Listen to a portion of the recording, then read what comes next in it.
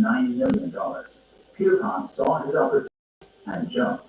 He told the men in the room that he personally knew of a draft for $12 million that, if presented that day, would wipe out the U.S. government by 3 o'clock that afternoon.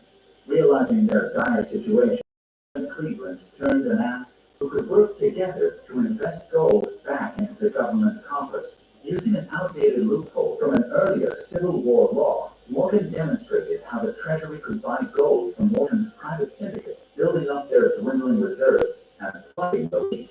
The loophole enabled the president's administration to bypass the White House, working with Wall Street. Cleveland signed a contract with Morgan's syndicate. Within 22 minutes in New York City and 2 hours in London, the private sale of the government's gold bonds were completely sold.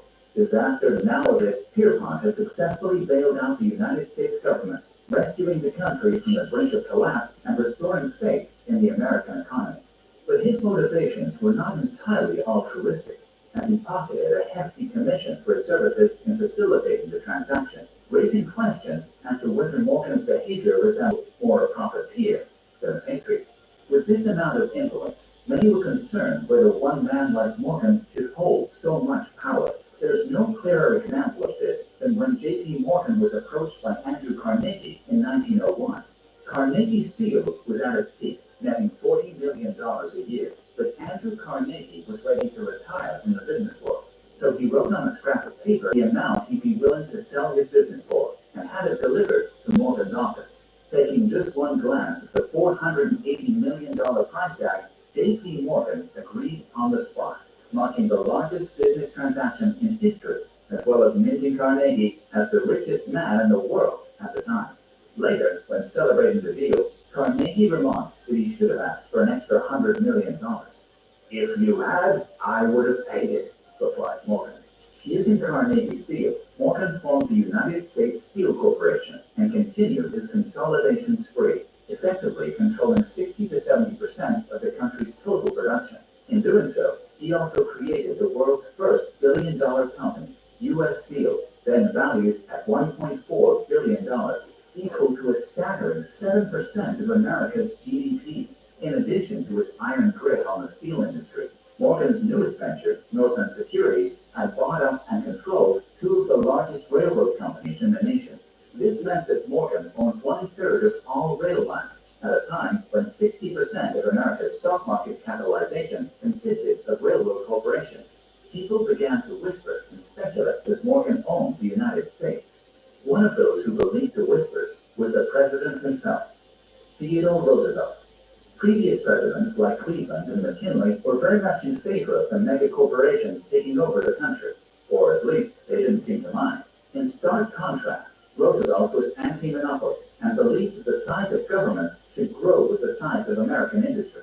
Needless to say, Morgan and the president weren't off to a great start. Using the Sherman Antitrust Act of 1890, Roosevelt worked hard to tear down companies like Northland Securities and U.S. Steel. At a time when there were no problems with politicians receiving bribes from big business, like free rail passes, President Roosevelt was resolutely against those old world practices. Roosevelt saw J.P. Morgan as part of the problem with America's bumpy economy. The president did not want giant corporations to go unchecked.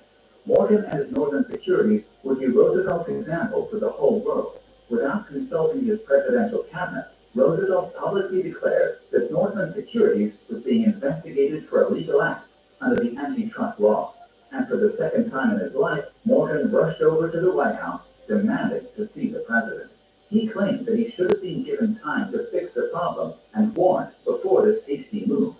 "That is precisely what we did not want you to do," replied Roosevelt. Eventually, Northland Securities was broken up in 1904 as the Supreme Court overturned Morgan's appeal.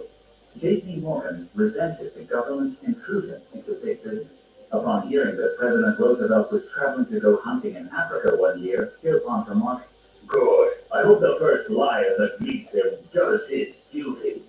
Although the two did not see eye to eye, President Roosevelt, or Teddy as he was also known, had to admit that Morgan possessed a talent for repairing entire economies.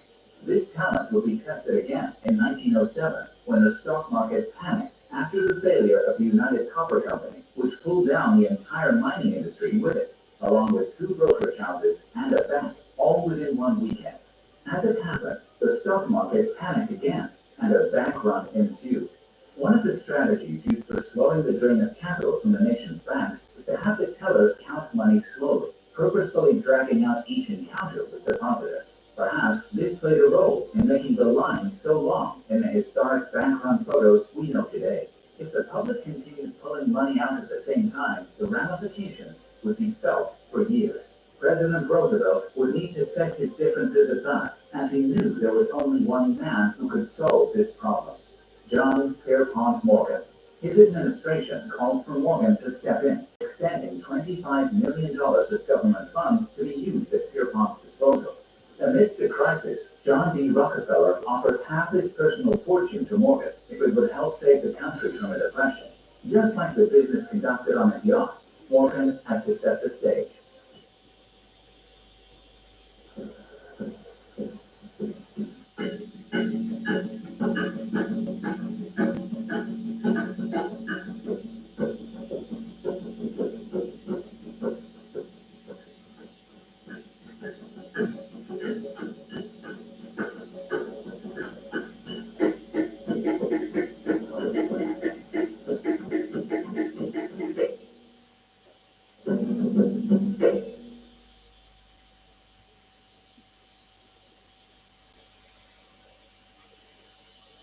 He arranged for heads of the nation's largest banks and trusts to meet in his private library to work together to solve the national crisis. Morgan reportedly laid out his plans for the bigger banks and trusts to invest in their smaller competitors. He then locked the door and played solitaire while the bankers negotiated amongst themselves. Reporters anxiously camped outside, waiting to hear the news. By early morning, the leaders of the nation's largest banks and trusts had come to a resolution. Just like the Corsair Pact so many years before, Morgan helped organize the capital needed to bail out the failing banks, and by the end of the week, another crisis was averted. J.P. Morgan was hailed a hero. Walking down Wall Street, bystanders cheered. But this would be the very last time that one man, especially a Wall Street banker, held that much influence over an entire country. And even though Morgan was semi-retired and well into his mid-70s, he continued to face opposition to his unparalleled influence. By 1912, Morgan was commanded to appear before the Pujo Committee, a Senate-led group that was investigating the extensive financial power held by a small handful of almighty bankers. And although the group was investigating numerous banks, it soon became evident that J.P. Morgan was the main target in the government's crosshairs. But Pierpont remained adamant that he had done nothing wrong. When asked if he'd take power, he claimed that power was never something that he wanted. Widely covered by the media, Morgan used the platform to show off his diplomatic superpowers. Is not commercial credit primarily based upon money or property? A lawyer on the subcommittee asked. No, sir. The first thing is character, Morgan cleverly replied. Before money or property? The lawyer countered. Before money or anything else, Morgan responded. Spectators roared with applause. Ultimately, the committee's findings revealed that Morgan single-handedly controlled more than $22 billion of capital through his 112 corporations and 341 directorships, effectively equating to more than two-thirds of the country's GDP. And although the senators were unable to find Morgan guilty of any illegal wrongdoings, the Pujo Committee eventually paved the way for the establishment of the Federal Reserve and the permanent fixture of income taxes. Despite being able to help America avoid multiple economic depressions, Morgan couldn't seem to escape his own mental depression.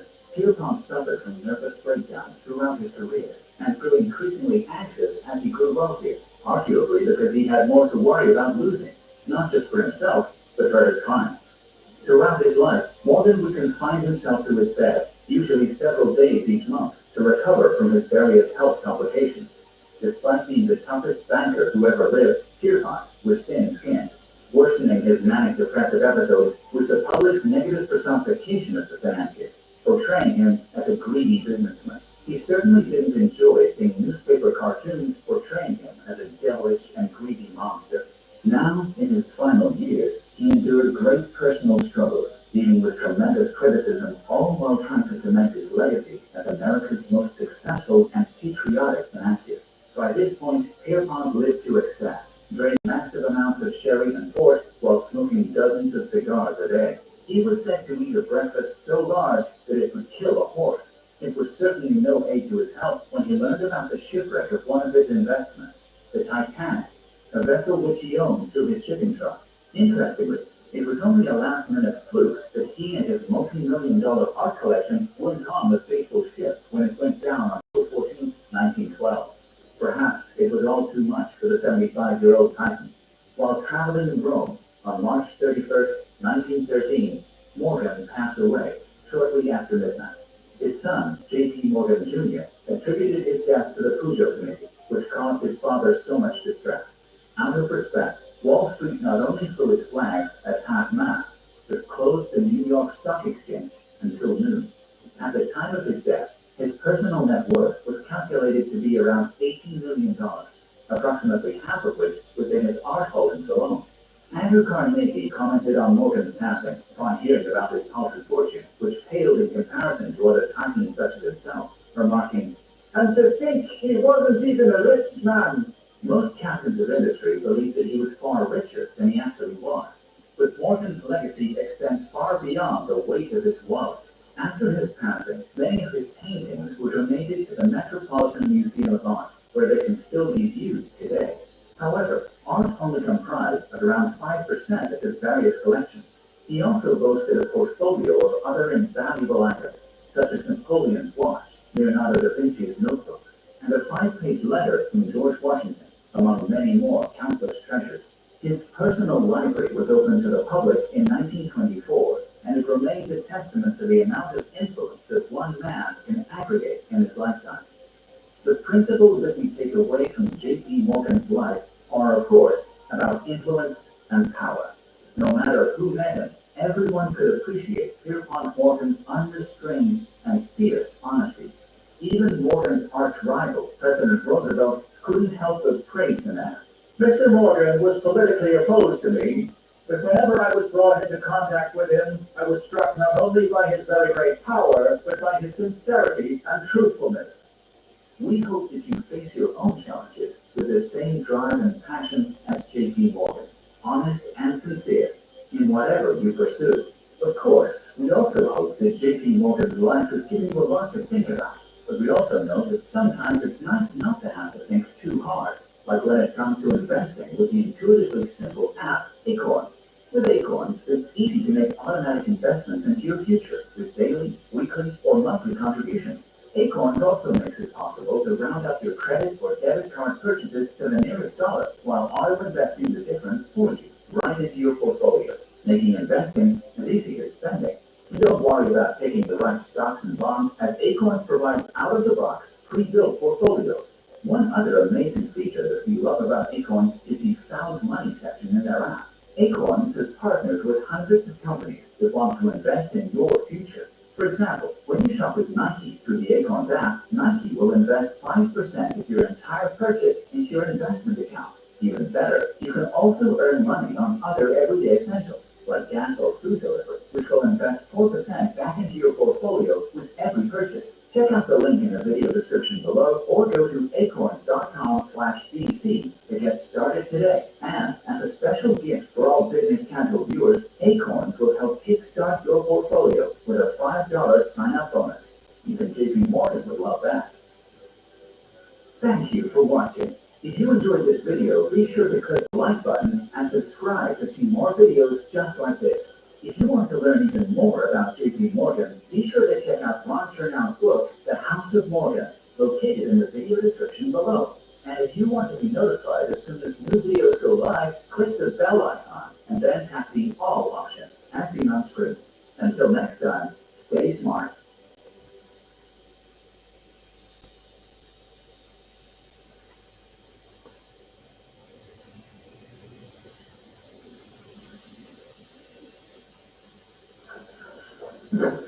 Saving reckons for the cafe a breakfast, reckons ingredients, affordable. Save your money, save your time you can use on WhatsApp and check your pocket book. Teams! Reckon, like an account in your pocket.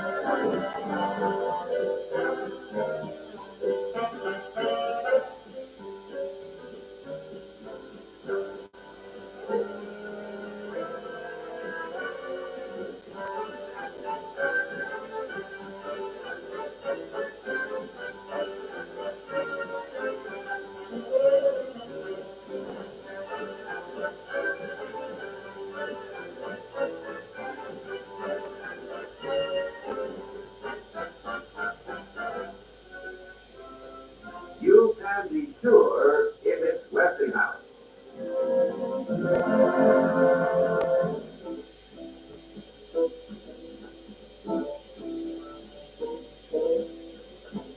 George Westinghouse changed the face of the world with his inventions, patents, business sense, and personality.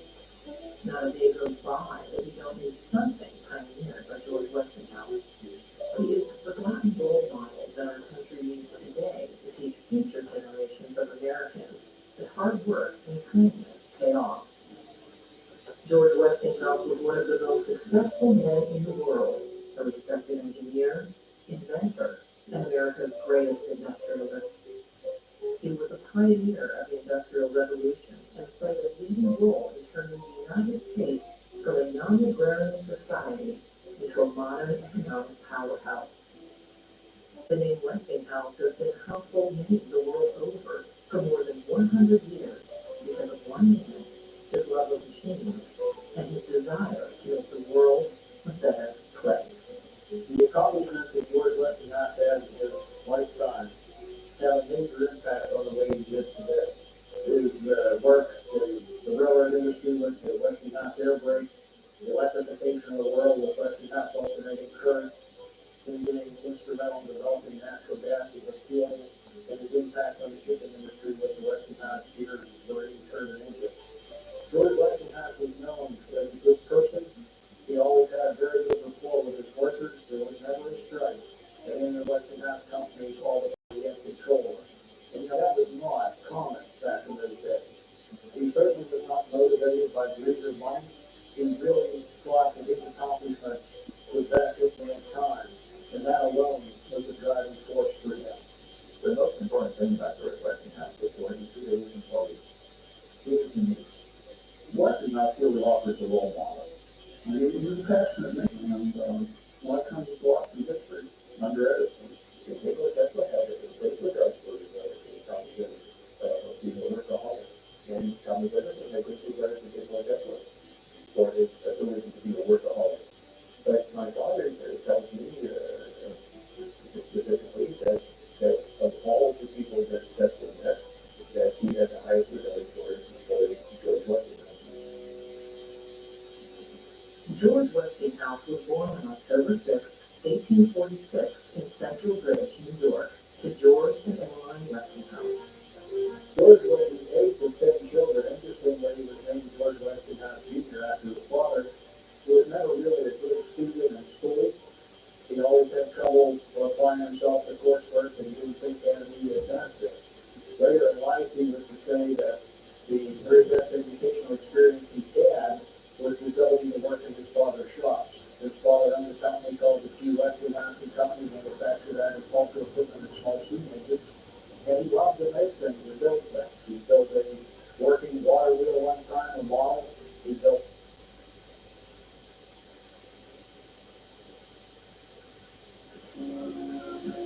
This is more than just a graphene miner. It's made using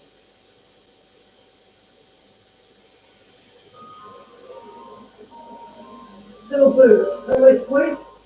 The kind of thing which makes even the most macho man go gaga.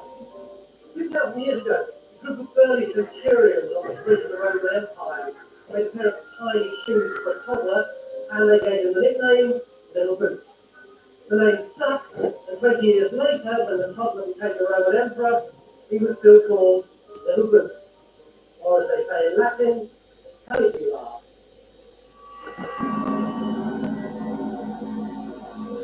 Yes, that little toddler became Caligula.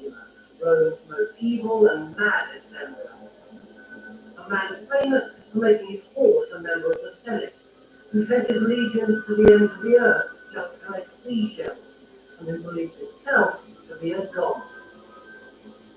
A 100% pure maniac, capable of having his favourite singer played alive while complimenting him on the melodiousness of his screams. But was he really like that? If Caligula was so evil, why was there a public outcry when he was assassinated? And if he was bonkers, why did they make him emperor in the first place? So how mad was he? Deranged or just deadly? This is my attempt to analyse one of the most villainous minds in human history.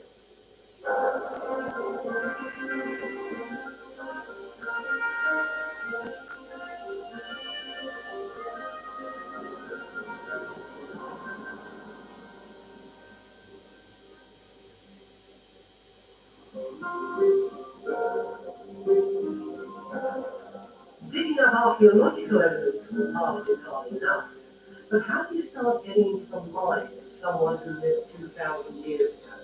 And especially since many of the historical records of Caligula's reign have been lost. Much of what's believed or written about Caligula is anecdotal propaganda written after his time. What I want to do is try and build up a more balanced picture of him by sorting through the most reliable sources.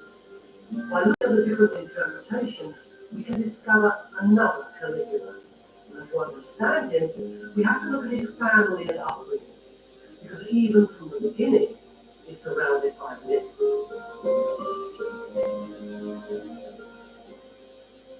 Caligula's personal success was the fact that he was the son of a national war hero. In fact, there was a story floating around at the time that he'd actually been born in an armed camp while his father was fighting a battle. The reality, though, is that he was born here, in Antium, in southwest Italy, on the 31st of August in the year 12 AD. Antium, or Anzio as it's now known, was the Roman equivalent of the Hamptons, a summer playground for the super rich, just a little bit away from town. Caligula's real name was Gaius. He was the third son of a wealthy family. If he didn't have his nickname yet, he had just about everything else he could. His father was the legendary war hero Germanicus, who won the hearts of Rome with his conquests in Germany. But he was far more than a war hero. The Emperor Tiberius adopted Germanicus as his heir. Caligula's whole life was to be influenced by the reflected glory of his father. His mother's side was no less auspicious. She was the granddaughter of the Emperor Augustus, whose charismatic leadership had made the concept of one-person rule popular in Rome. The Emperor to be and his wife were a dream couple, and had the world at their feet. Although Caligula was their third son, he could never have predicted he'd become emperor himself. We know Caligula was a sickly child and he was spoiled rotten, but he also seems to have been something of a prodigy.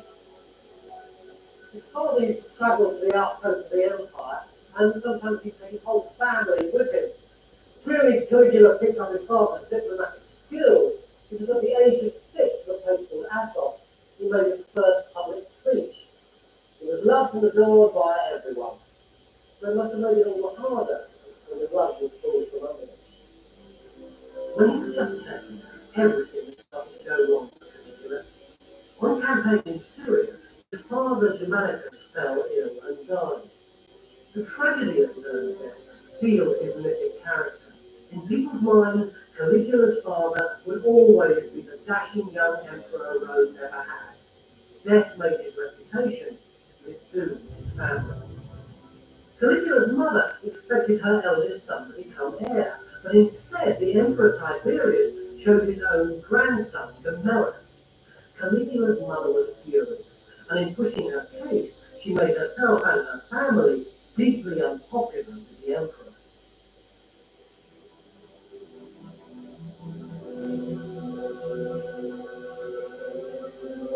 Crossing Tiberius was dangerous. The early emperors had ruled through their own charisma. The Tiberius was a sour-faced bureaucrat who had no time for buttering people out. Under him, the empire had become a dictatorship. He alienated the Senate, and he made enemies.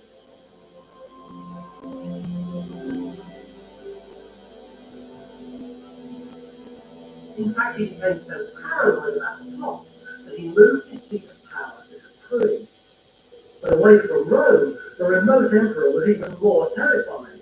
He ruled by proxy, with his Praetorian guards dealing swiftly with supposed threats like Caligula's family. The teenage Caligula was witness to a ruthless purge. First, his mother and elder brother were exiled, and then his second brother was jailed in Rome. Farmed out to elderly relatives, Caligula was isolated politically and emotionally. All he had left in the world were his three sisters. With them, he formed an intensely close bond. So close, some people said the relationship was sexual as well.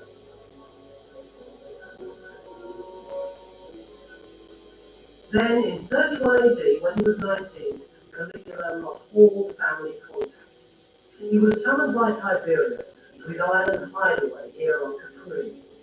As he arrived, he must have wondered what lay in store. Was he going to be an honoured guest or a political victim? If ever there was a place that could literally tip you over the edge, this is it. Tiberius was famously treason tried, which he used to hold in secret in his palace. Senators would be summoned here, they'd be dragged in front of the court, and never seen again. The rumour was that the sentence was carried out by hurling them off this cliff down to their doom below. So this was the kind of oppressive atmosphere that Caligula was brought up in. For 12 years, he had lived with his father. For the last 4, he'd been a virtual orphan, farmed out to his great-grandmother and his elderly aunt, and now he was going to have to live completely on his own. But he seemed to have worked out the strategy for survival.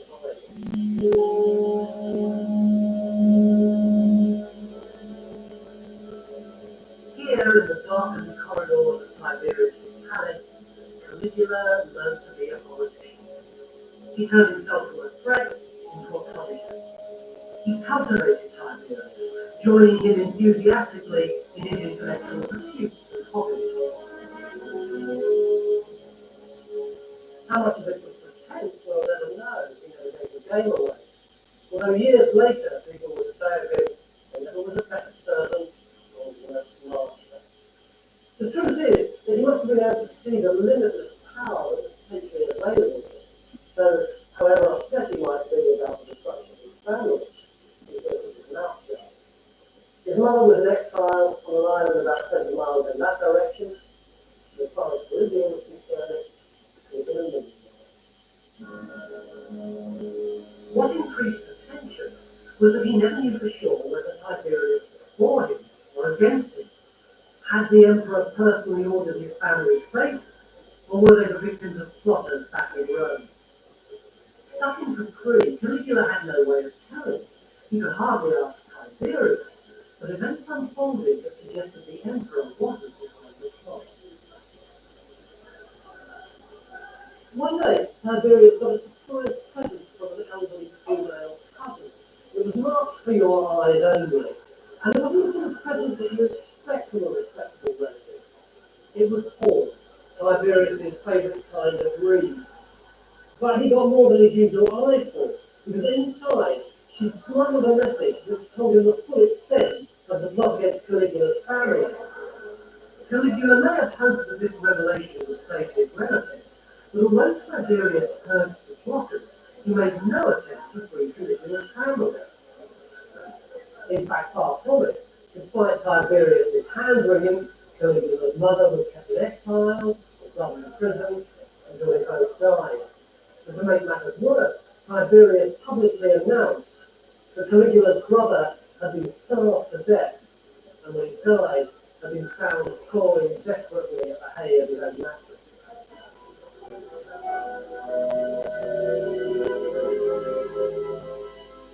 We wondered if we could get into the mind of Caligula while he was on the Capri. He may well have blamed Tiberius for what was happening to his family. On the other hand, he may have been indifferent to what was happening to his family. We just don't know. And it's very possible that he saw the demise of his brothers as opening up an opportunity for himself, and so was really quite indifferent to their fate. But his silent strategy towards the man who had murdered his family paid dividends. The family's woes had started because Caligula's mother had pushed for one of her sons to the emperor. By a twist of fate, it was Caligula who found himself named as joint heir with Tiberius's grandson, Gemellus. 18 months later, on one of his brief visits to the mainland, Tiberius died in mysterious circumstances. 100 years later, historians reveled in the rumors. They said that Caligula had been alone with Tiberius in his bedroom when he died. They said he had both the opportunity and the motive. There were no marks on the body, so the cause was either poison or a pillow over the face. And the further away from these events the stories were, the wilder the details became, until finally these later accounts became the official version. But the only source we have from the time specifically clears Caligula. The philosopher Seneca says that Tiberius died of old age.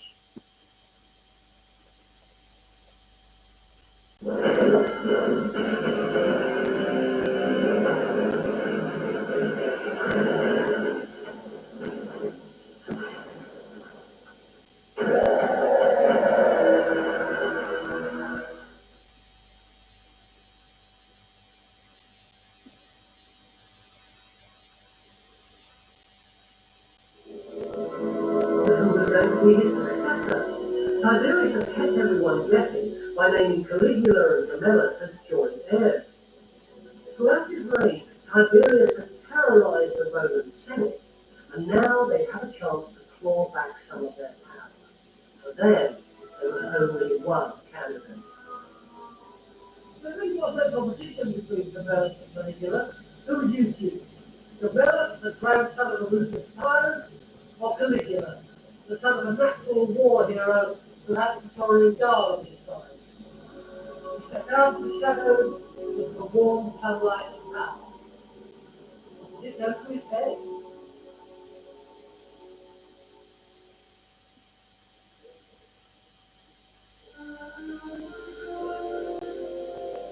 History has left us a portrait of Caligula as the archetypal mad tyrant. But when he became emperor at the age of 25, there was no sign that he was unstable. Backed by the Praetorian Guard, and with a gleam of his father's charisma still bright, he literally had the world at his feet.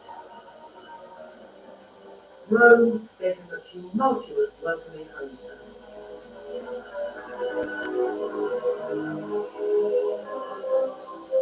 The crowds that thronged the Appian Way leading to Rome were massive and wild with excitement. They were more like adoring fans than respectful subjects. Instead of bowing and curtsying as he passed by, historians tell us they shouted out names like Chick, Star, and Baby. The army loved it. The family of Germanicus was back in power, and the mob had got the son of their old war hero as their new emperor and superstar. In spite of his terrible reputation, everyone agrees that Caligula's first 6 months were a triumph, and he could do no wrong. Tiberius had been a glum spoilsport, a mean, grey-suited administrator who denied the mob their fair share of entertainment. In contrast, after 6 years in silent terror on Capri, Caligula shared their enthusiasm for a bit of fun. His games of entertainment lasted from morning till evening. Lavish gifts, land building programs, money was no object. And he did the right thing by his family, bringing his mother's ashes back to Rome for a state funeral. People loved him for it, and were happy to accept him as sole heir, even if it hadn't been Tiberius's will.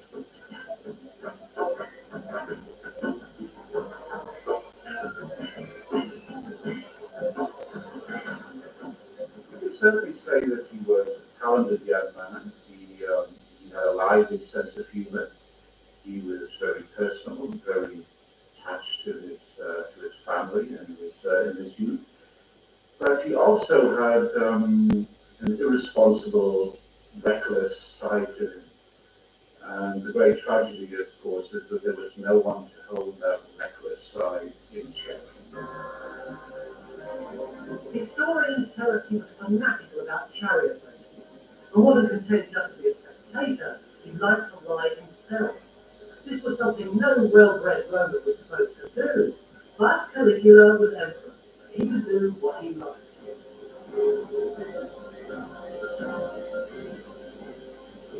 It was here, under what's now the headquarters of the Roman Catholic Church, that the impetuous side of his character was given full rein. Believe it or not, I'm standing on what was once a Roman racetrack, and that obelisk was the halfway point in the Ben-Hur-style chariot racing. In 38 AD, when Christianity was still a minor sect of Judaism, Caligula built a private stadium right here across what's now the Vatican, and he brought that obelisk, all 300 tons of it, all the way from Egypt, a major feat of engineering for the Emperor's playground.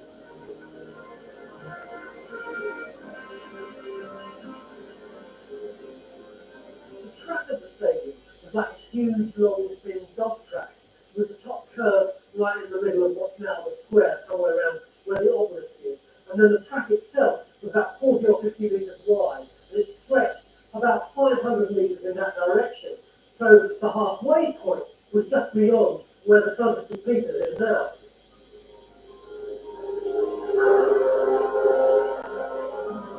Huge crowds used to turn up to watch the young emperor play. And if the aristocrats frowned, they were willing to overlook a little youthful enthusiasm.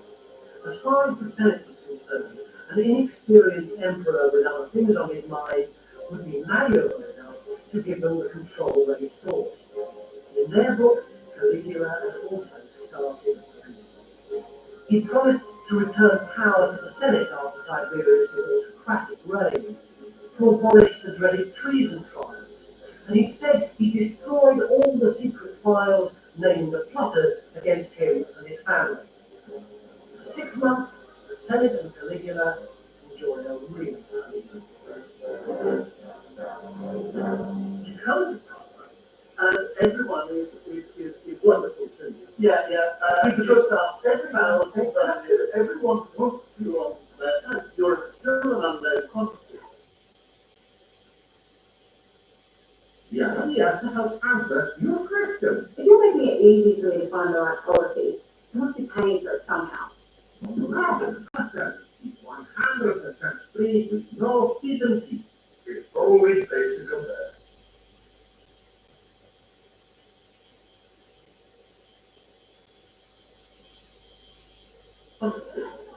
And he swings and he loves it.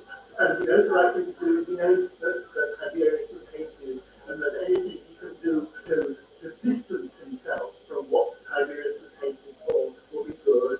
Very soon, he has to come to the province of actually being emperor. And one should never underestimate how colossally difficult that is. So you think that Caligula was just incredibly irritated by the day-to-day tasks here? I think Caligula was enormously insecure with his upbringing in the imperial.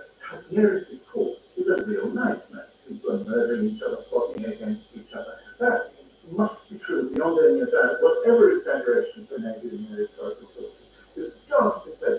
He has no psychological basis for being a stable person to react to the real problems of being an emperor. Outwardly, the young Caligula put on a brave face for the Roman controversy, but the public exterior disguised the complexity of his feelings. Behind the mask of a successful young aristocrat, lurked a very different personality. He was dark and brooding. He wandered the corridors of the palace late at night, his dreams racked with nightmares. He was intelligent but highly strung, and learned from happiness to meet despair in an instant. When he spoke rapidly without stopping, very, very eloquently, but he would be carried away by the power of his own rhetoric. He seems to be very, very impatient with individuals around him, very, very sarcastic. So he was a man, I think, who found it very difficult to relax. The last 6 months have been all too The release from repression, the emotion, the excitement took their toll on the highly strung brain. In late September, he suffered some sort of breakdown. We don't know whether the illness was mental or physical, but we do know it took him out of circulation, and it marked a turning point for his university. For 3 months, it was touch and go, as news filtered down from his palace on the Palatine, the Empire, and its realm. People slept out in the open in the shadow of the palace waiting for press releases. It was a bit like the death of Princess Di, the whole nation stood consumed by depression. Over-enthusiastic aristocrats made rash promises to the gods that they'd fight the gladiators and commit suicide if Caligula would only recover. Later, they must have wished they'd kept a mouth shut. Early the following year, Caligula appeared to make a full recovery. There was joy and relief all around the empire. But it was a very different Caligula who emerged from his enforced isolation. And the first victims of this change of personality were the Tonians who wished so hard for his recovery. The man who volunteered to fight as a gladiator in Caligula's cupboard was forced to fight in the arena several times before he was finally released.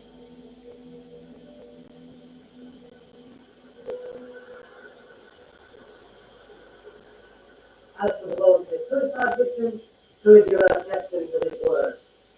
He was prepared to sacrifice, dressed in sacred garlands, trussed up, and paraded through the streets till the procession arrives here at the banks of the Tiber prior to the victim being cast into the waters in the presence of the gods.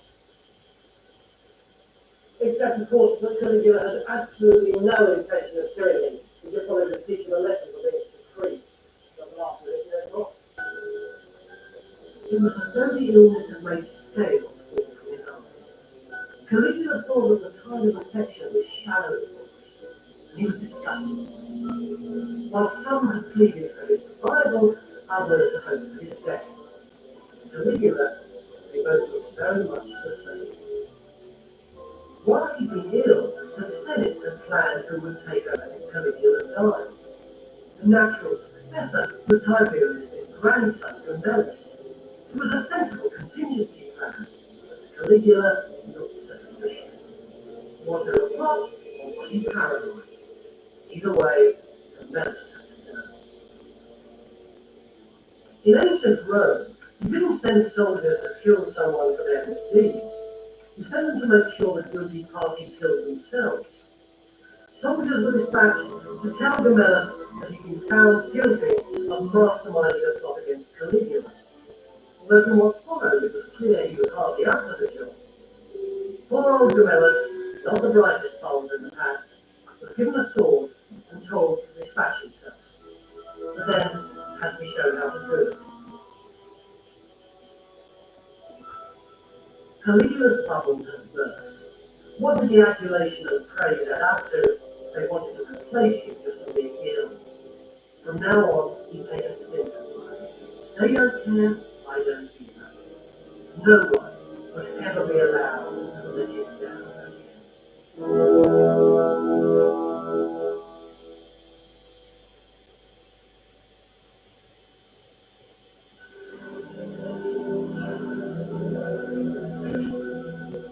So far, the Caligula we found hadn't been simply insane.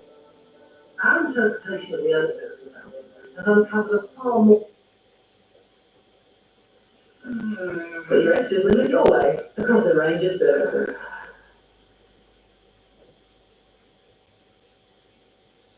Far more complex and devious character than that. The illness that ended his 6 months' popularity was followed by another blow to society, the death of the person he was closest to in the world, his sister Drusilla. He always had an unnaturally intense relationship with his sisters, especially Drusilla, and when she died in 38 AD, he was devastated. He was too stricken to attend the funeral rites, and instead took himself off to the country, refusing to cut his beard and hair as a sign of mourning. There's very little in contemporary accounts to back up later allegations of incest, but his sister's death broke something in Caligula. Public games and festivities which had made it so popular were banned, and Drusilla was declared a goddess. A statue was set up in the Temple of Venus. It's the Caligula that emerges from this period of mourning that gives us all the memorable anecdotes. These are the stories that have given rise to the belief that after being mad, we can learn more about anything that might put you in context. His feasts were legendary, with loaves of bread made of gold and pearls melted in vinegar to drink. We know this to be true, that luxury and success were normal for a Greek Roman. Except Caligula would take any scent of wine he fancied away from the feast, and then come back and give the table a lurid account of what he'd just done to her. Or he'd undress his own wife in front of company to show what a lucky man he was. But it seems to me that this only proves he had a viciously sadistic streak, not that he was bad. Even though he loved his wife, he often kissed her neck and whispered in a musing way, "Off comes this very attractive head, whenever I choose to say the word." But what's revealing is how often the butts of this sadistic humour are the people he saw as his political enemies, members of the Senate.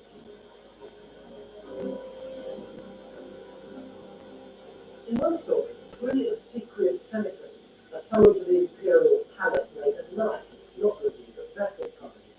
They're ushered into the emperor's private theatre, and they sit there, not knowing whether it's execution or exile. Then suddenly, the curtain opens, Caligula prances on stage, does a bit of a song and dance act, then disappears without comment into the night. He'll be really pleased with himself at the terrifying effect of his practical joke. He wasn't just interested in humiliating individuals. When he came to power, he promised to work with the Senate. But after his breakdown, he saw them all as enemies. And this wasn't just paranoia. He'd grown up believing that Tiberius had killed his parents, but when he searched through the records, he discovered the role that the Senate had played in going along with it. He turned on them viciously. He entered the Senate here and launched a fierce and confrontational attack. He said that he'd actually still got the documents which he said he'd destroyed. They told him that all the people that Tiberius had tried and killed were in fact guilty. Not only that, but they named some of the co-conspirators who had done the family. Given these revelations, Caligula said he was going to reinstate the treason trial to find the rest of the culprit. He ended with the words, "And hate me as long as they fear me." On both counts, the senators feared. The Senate is full of precisely the power brokers of the Roman Empire. If anyone is going to be powerful against doing anything, they can be in the Senate. And so, of course, his friends and his enemies are going to be in the Senate. A wise emperor plays down the enemies, ignores them, marginalizes them, and plays up the friends. Caligula does the one thing you should never do, which is rant against the Senate as a body. Caligula despised the sham of democracy in the Roman system. One of the most famous stories taken to prove his madness was in fact a deliberate slur on the Senate. He said he wanted to make his favourite horse consul, a high office in the land. He never did. It was an insulting joke. Even my horse can do a better job than you do. At the heart of Caligula's story is a conflict between two visions of what the emperor was supposed to be. The Senate believed the emperor was only there with their permission. Caligula saw himself as the inheritor of Augustus, a member of the imperial dynasty with a divine right to rule. And it's in this context we should see the most spectacular example of what his enemies saw as madness, of what he saw as ruthless absolute power. It took place in the summer of 39 AD. It all happened right here, or rather out there, in the Bay of Naples. Nothing would get in the emperor's way, even if he wanted to walk on water. Caligula proposed riding his horse 3 kilometers across the Bay of Naples. Once he decided to turn the sea into land, this whole area became one enormous shipyard. He built lots of boats here in the bay and got lots of others in from ports outside. So he got about 200 of them, which he lashed together in two long lines right the way across the bay. Then he anchored them and laid a big wooden bridge all the way along on top.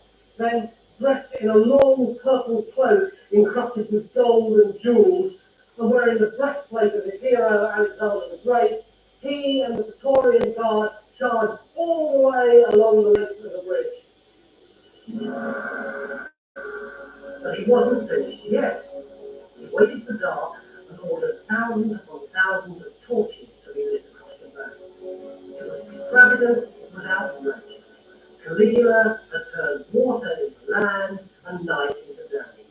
He was rivaling the gods. He was in charge. The ordinary Romans loved this excessive display, but the people challenged by Caligula's absolute power were vulgar and dangerous. He could command fear, but not loyalty. And back in Rome, problems were brewing with an increasingly excluded Senate. Later that year, a widespread plot was discovered. Caligula's reaction showed that he still had a firm grip on reality to act in a risk of crisis. The plotters were killed or exiled, and in response, Caligula came up with a brilliant plan for restoring political stability. An emperor with control of the army had control of the Senate, and there was nothing that legions liked more than a successful leader like Julius Caesar, or Caligula's own father, Germanicus. Caligula decided to emulate them. He launched a campaign against the barbarians. This is where Caligula decided to make his presence felt, here at the very edge of the empire, on the banks of the river Rhine. This natural barrier was supposed to separate Roman civilization from the barbarians beyond. But for years, a lax Roman commander has been totally unable to prevent the troops making embarrassing sorties over this side of the river. Caligula sacked him and had him replaced by a strict disciplinarian. Then, as soon as the troops had been knocked back into shape again, Caligula headed north to join them on the border.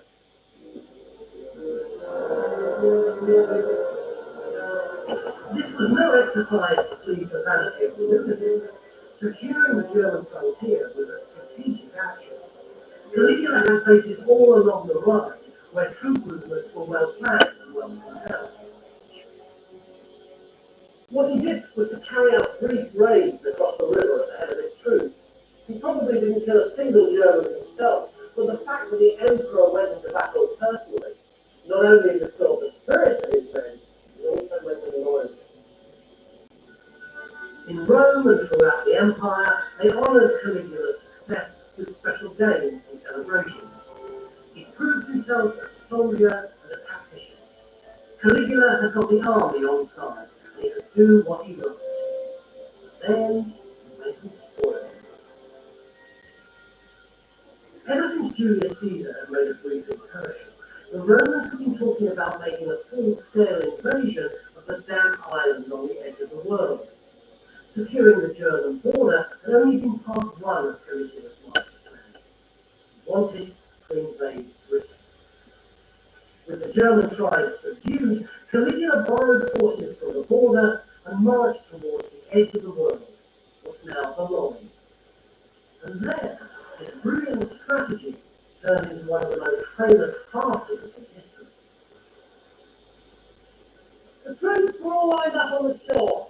Caligula got on board a trireme, set sail for England, but then immediately turned round, came back again, disembarked, and climbed up on a high platform overlooking his men. Then he gave the order, I want you all to walk on the beach, pick up as many shells as possible, and put them in your helmet. At one stroke, the greatest fighting force in the world was transformed into a legion of stage trippers. Then all the shells were solemnly taken back to Rome as the booty of war. So what was going on? Again, academics have put forward several plausible explanations for what appears to be Caligula's random actions. Some think the very act of bringing the soldiers to seashore was enough to quell a rebellion, and the seashells were a purely symbolic treaty of war. Others thought that Caligula was forced to abandon his plans because the soldiers refused to cross the channel. So then, this was the edge of the world. Everything over there was virtually another galaxy. 3 years later, when Claudius invaded England, he faced a virtual mutiny. If something similar happened to Caligula, then the episode of the seashells becomes a typically humiliating lesson for his mutinous centurions. Humbling a bunch of tough soldiers fits in with the sadistic side of Trajan's character, but he reserved his real cruelty for the Roman elite. And when a deputation of senators arrived to request his return to Rome, he strapped his sword and said, "I'm on my way, and I'm bringing this." Caligula was returning to a shadow.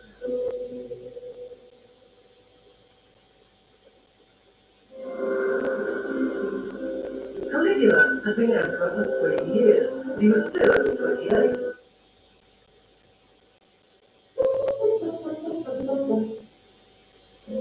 Wasn't it?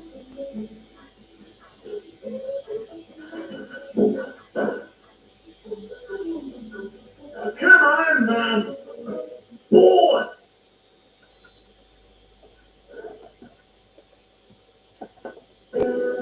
Coming to Athens, corrupted, with a mercurial temper and a sadistic humour that no one understood, he was like a spoiled child given the power of life and death. And he looked the part of a man. He was tall with spindly legs, a nervous face with deep-set eyes, and he made it worse by putting scary faces in the mirror. He was so embarrassed about his thinning blonde hair that he made it illegal to stand above him, and no one saw his bald patch. Altogether, a damaged, insecure human being, like an emperor, and one who seemed increasingly unstable. As soon as he returned from his botched invasion of Britain, he launched another scathing attack on the Senate, demanding that they recognize his true status as a god. He built a lodge here on the Capitoline Hill near the Temple of Jupiter because he wanted to be close to the god who was his role model.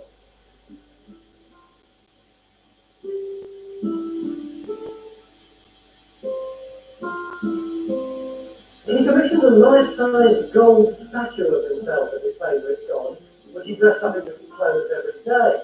But not content with that, he used to stand in the forum between the statues of various gods pretending to be Jupiter, so he could get a bit of worship himself. It's difficult to tell how seriously Caligula took all this. When a simple working man told Caligula he was acting like an idiot, the emperor just laughed. But Caligula's demands that the Senate recognize him as god were far less outrageous than you might think. The Romans had many gods. His great-grandfather Augustus had been deified after death, and for centuries, Eastern rulers like the pharaohs. Wanna make me a cup of tea? Caligula's claims were delusions that demand additional status. But this further alienated the Roman. Oh, I've just been rearranging the garden a bit. Some things that have moved them out of there because they're going to be too big. So I put them along the fence at the back there. Caligula's demands to be recognized. No, it's okay. I'll put them. Yeah, right near mine. No, not bloody. It's further away from the bloody the mesh. Because that one that bloody you didn't like anyway, I got rid of and put them in there. Caligula anti-Semitism really started to head. It began here. 2,000 years ago, Alexandria was a Greek city, but with a large population of Jews. And they never really got on. Then the Jews were herded into one area of the city, the world's first ghetto. And there were riots, anti-Semitic attacks, and reprisals. It was the emperor's job to act as peacemaker. A Jewish delegation was sent to present their case in Rome. When they arrived, Caligula was busy sorting out the finishing touches to his newly redecorated palace. He was clearly in a mischievous mood, and the nobles were desperate to show their loyalty, so he encouraged them to chase after him as he scuttled from room to room, dealing with his carpenters and his interior decorators.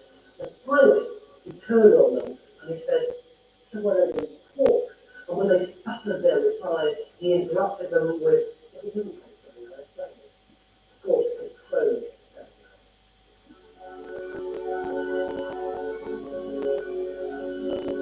In 40 AD, Caligula's anti-Semitism, his blind desire for immortal status, came to a head.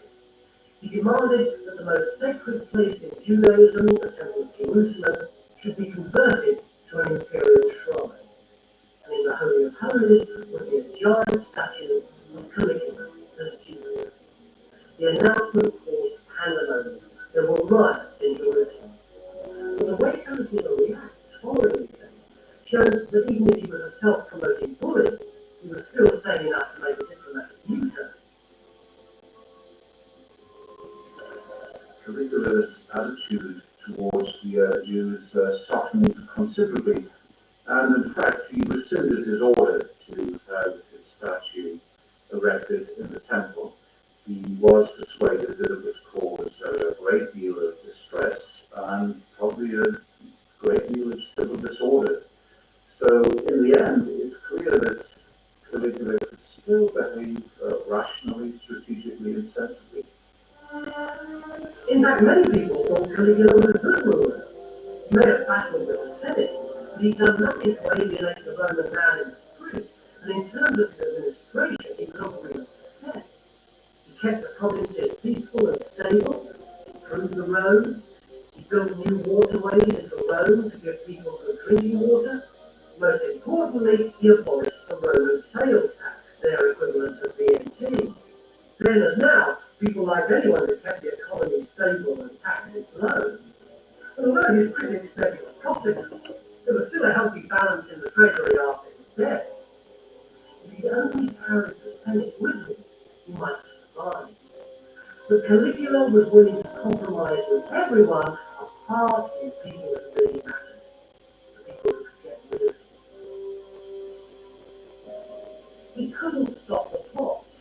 He flogged senators to death. He had them tortured with fire and the rack. He gagged their mouths with sponges so that they couldn't cry out. He beheaded them. He even executed them in the evening because he didn't want to have to wait till next morning. Prodigious, it's our right here. It's the Platinum Bell XL. Well, it's like the State Service Mothership. With certain has other plans. How do you reset and outsmart the enemy? Numbers one like you. Other figures each so separately. He called the execution clearing his path.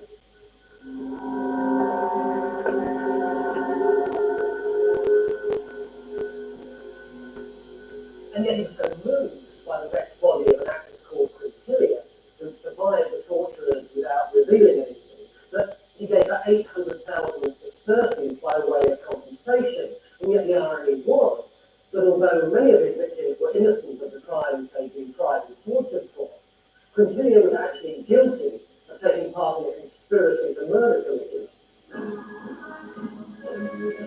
It didn't matter how unpopular an emperor was at the Senate if he retained the loyalty of the Praetorian Guard. So only a fool would deliberately alienate their class dominance.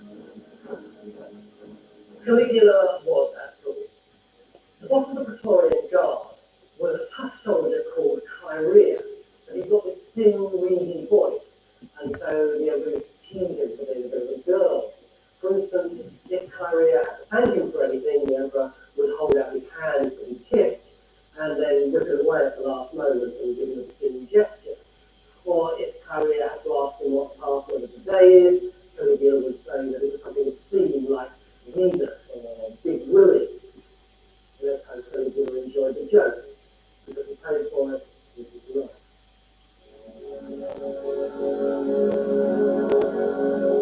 The assassination took place at a temporary theatre here in the Palatine. Caligula had come to watch his favourite actor in a play. He was in high spirits. There was the sort of carnival atmosphere that had made him so popular. There were no reserved seats, and the theatre was in chaos. Free gifts of fruit had been distributed to the crowd, and this attracted the exotic birds laid on for public amusement. The show began with Caligula sacrificing a flamingo that spattered his toga with blood. wasn't homeless.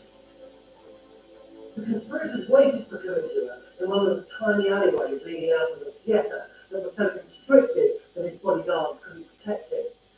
At most times, Caligula usually went home for a bath, and as he left the throne, the senators held the crowd back, showing proper respect to the emperor, although actually they were making sure that the bodyguards couldn't protect him.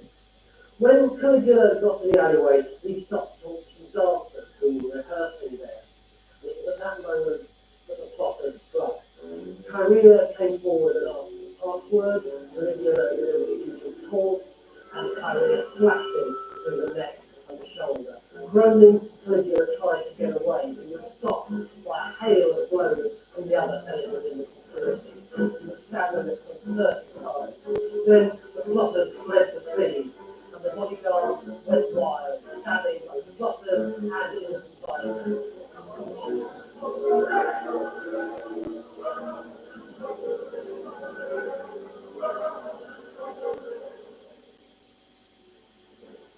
Meanwhile, the conspirators also went on the rampage. They stormed into the palace. They wanted to ensure that Caligula had no heir, so they stabbed his wife, then took his baby daughter by the feet and dashed out her brains against the wall. Next day, the Senate met in great excitement. It seemed that this was their chance of gaining ultimate power and re-establishing the republic that had been destroyed by Julius Caesar. But just like the senators that killed Caesar, he underestimated the people's affection for their emperor. Even the most hostile sources record that the crowds of the theatre were stunned by the news of Caligula's assassination. Now they turned up on the streets in anger to demand the success of Caligula. Even Claudius, Caligula's suffering uncle that became the next emperor, was preferable to the Senate. Caligula's killing proved he was no god, but the mob's reaction is the final evidence that he was far more complex than a cardboard cutout lunatic. So was Caligula mad? He was certainly calculating and cruel with a strong streak of sadism, although I doubt many judges today would section him. But in a way, isn't that worse? This bright, young, manipulative man who thought he could get away with anything, but when his manipulation brought him supreme power, it turned him into even more of a monster. Caligula came from a long line of revered military men, but instead of glory on the battlefield, he chose to fight with everyone, even the Senate. If anyone was mad, it was the senators themselves, for thinking that the son of a hero would be a hero too, rather than the paranoid young savior he actually was. In the end, it was them who paid the price, a short, sharp, and brutal career.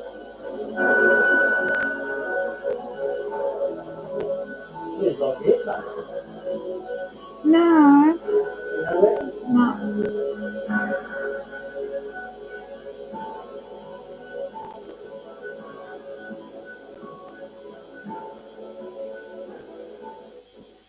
And then the world has long been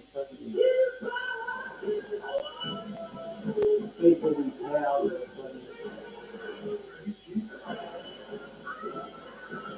You know what the Navy said? Hey, The Navy from Cuba?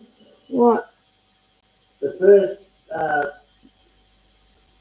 Town is London. yeah, I read that. what do you think about that? Oh, It's just another one of those little countries. It's become one of the great symbols of the corruption of power, the maniac figuring while his city burns. The times of Nero, the city grows. Living while Rome burns is just one of the stories that made Nero's reputation as one of the most evil men in history. The psychopath who killed his wife and mother, who threw Christians to the lions, who was condemned to an early death. All these things are true, but the fact that he never even played the violin should alert us to the fact that there's more to him than the monster that historians have consigned to the dustbin of the past. Because there was another Nero, a man who loved peace, not war, the world's first rock star, cheered by his adoring fans, an enlightened lover of music, theatre, and the arts. It's this Nero but I will try and rescue him from the ashes of his terrible reputation.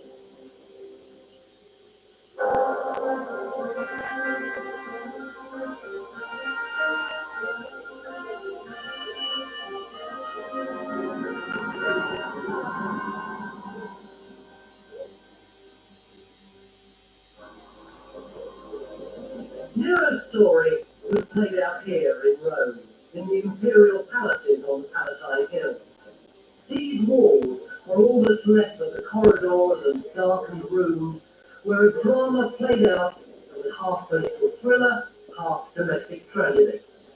Nero's life has all the elements of a soap opera. Political intrigue, bitter jealousy, passionate love affairs, and murder. This hostile picture was built up by propagandists after his death. As the centuries passed, historians exaggerated the myths of Nero. My job is to sort the fact from the fiction, to balance the latest propaganda against other sources and plain common sense. What we know for certain is Nero came to power when he was just 16, at an age when most kids were deciding which subjects to do for A-level. He was made ruler of half the world. That's when his history as emperor began.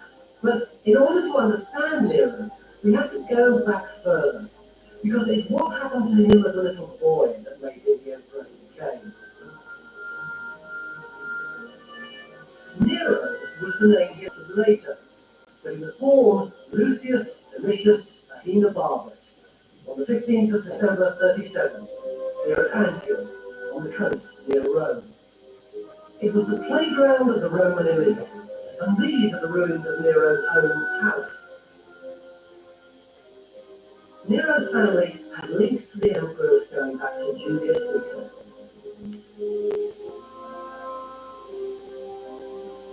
Family connections were everything for the Romans.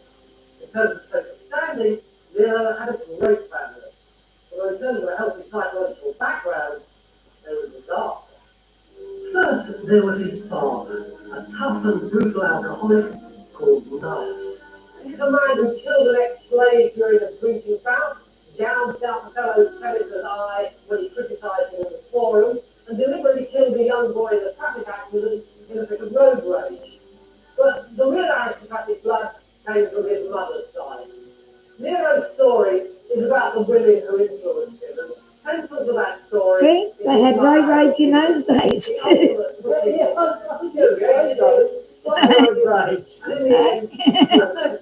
they have in the old times? Agripina's father, the war hero, chariots and their road He was ferociously ambitious and well aware that the only way to power for a woman was to a husband, or better still, a son. She saw Nero as a passport to power. Agripina, like a lot of mothers in particular, has an ambition for herself. She has a son who is going to become powerful, could become powerful. Nero had rich, powerful parents, but he also had an uncle who was emperor. In the year Nero was born, Agrippina's evil brother Caligula became emperor. Caligula was paranoid. He saw treason everywhere. There were secret trials, political murders, and terror throughout Rome. When Nero was just 2, Caligula sent Agrippina into exile on suspicion of being involved in a plot against him. The toddler Nero was left in the care of his alcoholic father. Then, just as he was getting used to having no mother, tragedy struck again. His father died. Nero was abandoned, brought up by household slaves, a dancer and a barber. Hardly a good start for a future emperor. But in 41 AD, Nero's luck took a turn for the better. Caligula was assassinated by senators determined to stop his reign of terror. Nero's mother was brought back from exile. Caligula was replaced by Nero's stuttering great-uncle Claudius, a figure of fun who survived by looking harmless.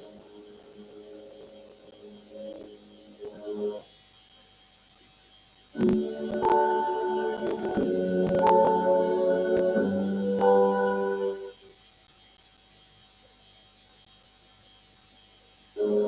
who's read the book or watched the TV series like Claudius will assume that Nero's problems were over. But far from it. Claudius was much more than the wise, suffering clown we're led to believe he was. He also shared the specific characteristics of his predecessor and kept the levels of terror at court just as high. The secret trials in private chambers, suspects tortured in front of him just for the fun of it. Nero grew up knowing that anyone who was close to him could be murdered at any time. But the chief threat to his existence didn't come from Claudius, but from his third wife, Messalina. The 7-year-old Nero became the pawn in a power struggle between two ruthlessly ambitious women. Messalina wanted her son to be emperor after Claudius. Agrippina wanted it to be Nero. Both women were ready to fight dirty.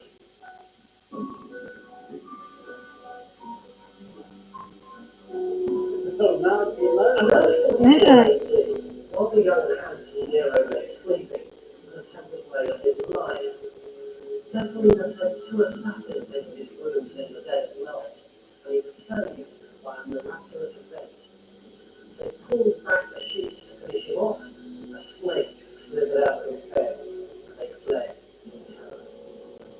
It's a colourful way of dramatising this domestic squabble, but this episode only emerges a century later, and it's got suspicious parallels with Roman folk tales of the time. The only bit of evidence of this is actually a snake skin found in the bedroom, which his mother has made into a bracelet for him. So it's one of those stories that it's not like sort of Hercules and the snakes and sort of Hercules kills the snakes. It's one of those stories which you make up about childhood. So it's a lovely story from the true. It was Nero's mother. See, they bullshitted. They It bullshitted. was a scandalous affair that was the talk of Rome. Agrippina made sure that the news was leaked to Claudius, and Messalina was forced to kill herself. With her rival out of the way, Agrippina put the next stage of her plan into effect and married her uncle Claudius.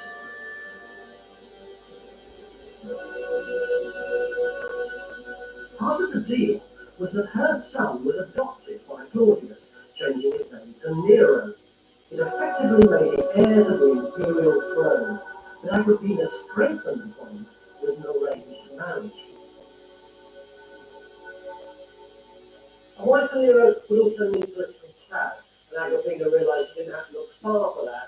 She arranged a marriage between the 15-year-old Nero and Claudius' 13-year-old daughter Octavia. Not surprisingly, she had to have the law changed first to avoid any charges of incest. The next stage in Agrippina's plan was to tighten her grip on power by making strategic appointments.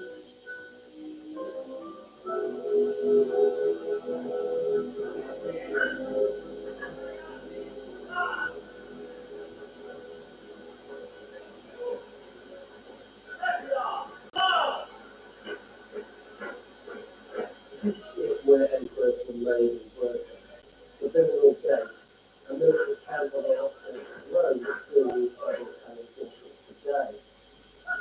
The legions weren't allowed inside Rome, so the emperor had his own elite force called the Praetorian Guard, who were based here. Any aspiring contender for the imperial throne who didn't have their support wouldn't stand a chance.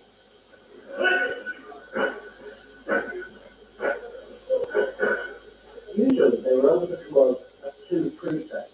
Agrippina created just one boss, a tough, straight-speaking soldier called Burrus.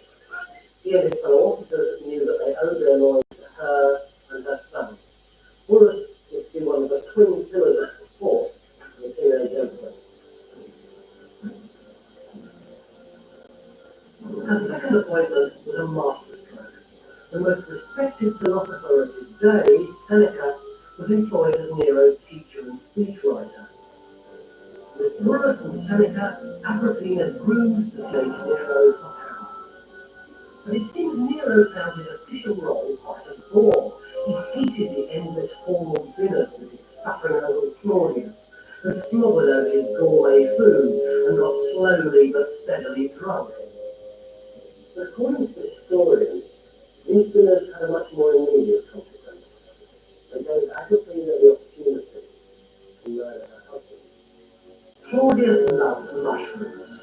The historians say Agrippina employed the most famous poisoner in Rome to prepare a powerful potion for his favourite dish. Claudius had a food taste that guarded against poisoning, but Agrippina had bought him off. This man put the poisoned mushroom onto the plate after she'd taken her portion. Claudius swallowed the bait, literally. The poison was designed to act slowly. Claudius decided drunk and with the first symptoms of stomachache, which doesn't work. But then, news arrived they'd thrown up shortly after supper. If he survived, they would know they'd been in a case of his life, and both Nero and Agrippina would be done for. Agrippina went to blood. The poisoner was brought in again. This time a feather was dipped in a quick-acting potion. Agrippina gave it to another of her stooges, Claudius's doctor. He told Claudius that if he tickled the back of his throat with the feather, he'd vomit again and feel a lot better. Claudius followed the doctor's orders, gave a sigh, and lay back still.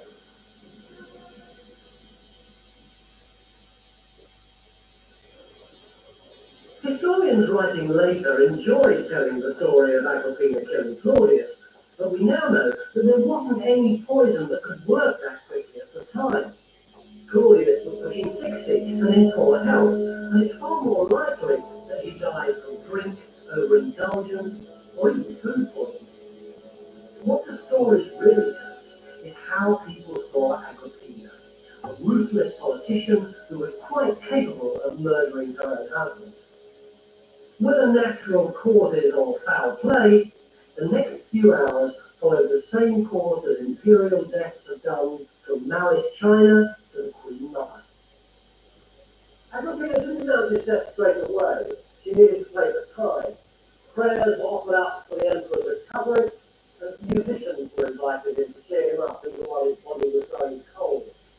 And as a precautionary measure, she called out Praetorian guards from their barracks to surround the palace while she worked on the official announcements with Burrus and Seneca. Finally, at midday the following day, the pronouncement was made. The emperor is dead. Long live the Emperor Nero. The crowds loved their glamorous 16-year-old ruler. Claudius' palace on the Palatine had been a place of fear, secretly run by the emperor's clique. Now Nero announced a new regime. The Senate would be restored to power. Tyranny was over. It seemed a new era had dawned. Agrippina and Nero both knew that he owed her everything. When a Praetorian officer came to him that evening to ask for the official password, Nero told him it was to be Optima Mater, the perfect mother. But if Agrippina thought that Nero was going to be her puppet, she was very much mistaken. The perfect mother didn't want confidence. She wanted power for herself.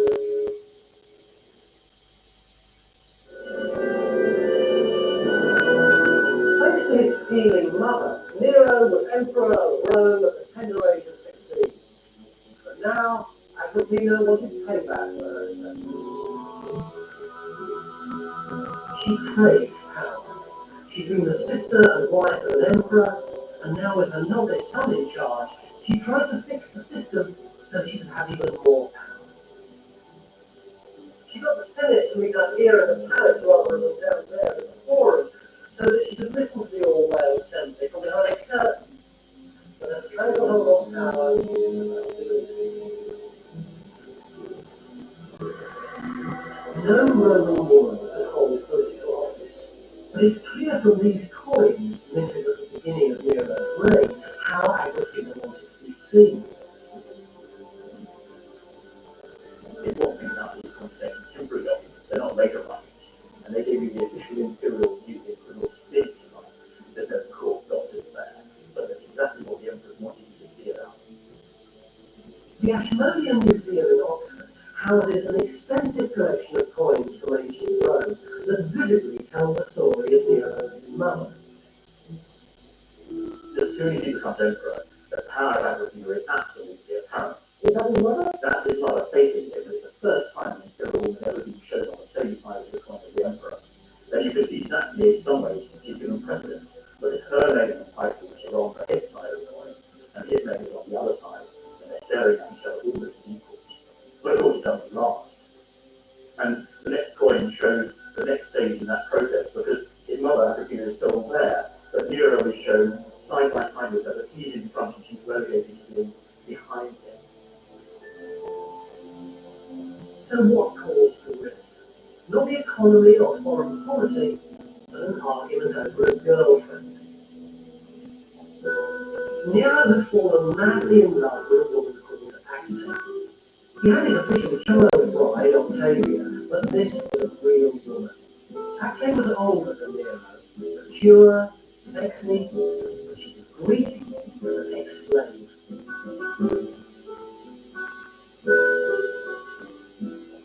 Nero wanted to keep news of the affair from his mother, but he wanted to get rid of Octavia and marry Acta.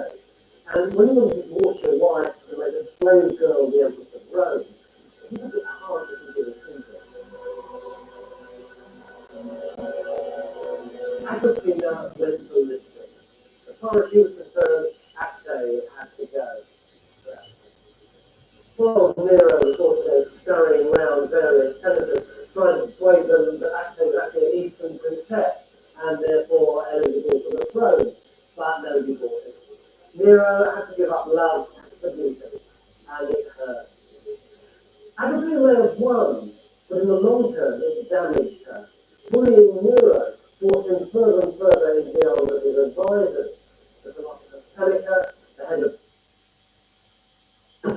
Switching to a top-performing super fund over 20 years? That's a plus. Plus plus.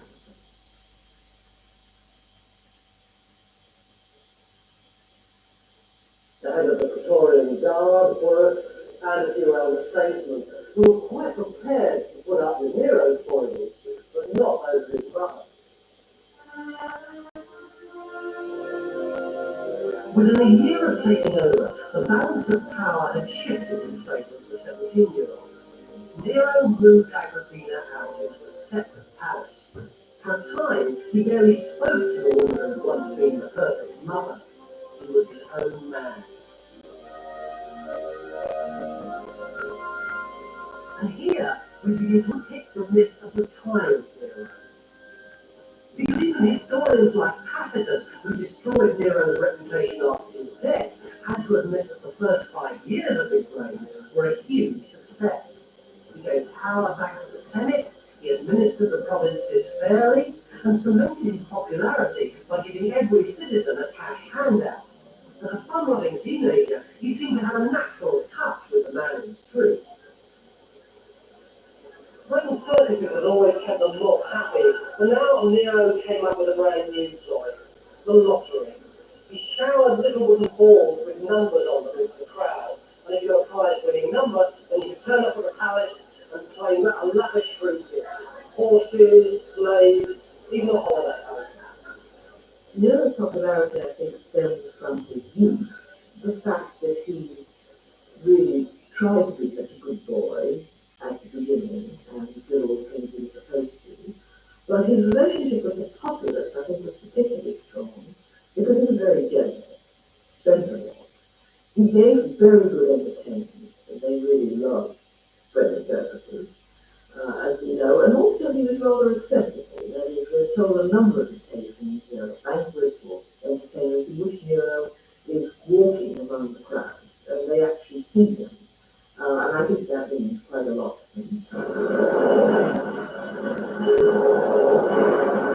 Nero started well, but he found the constraints of being in charge wearing.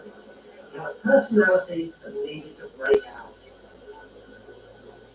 Like a typical adolescent anywhere, he'd love to go out with his mates and get drunk, but preferably without anyone realising he was the emperor. So if they went to a pub or a brothel, he'd go disguised, which had its downside, because after one particularly rowdy night, he came back home with 2 black eyes.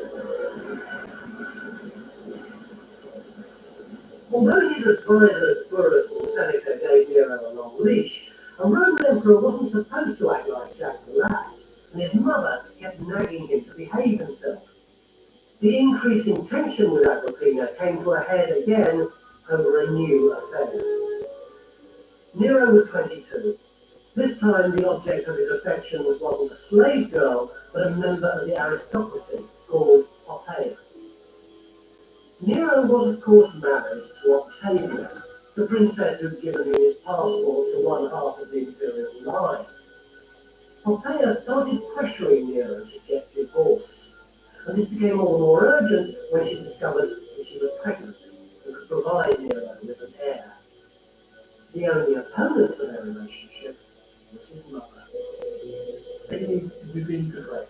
He starts ceasing to have public or private meetings even with his mother. He won't be alone with his mother. He doesn't trust his mother. Poppaea kept up the pressure. She taunted Nero for being a mummy's boy, told him an emperor should be able to do what he wants. Subtly, she persuaded Nero to think the unthinkable.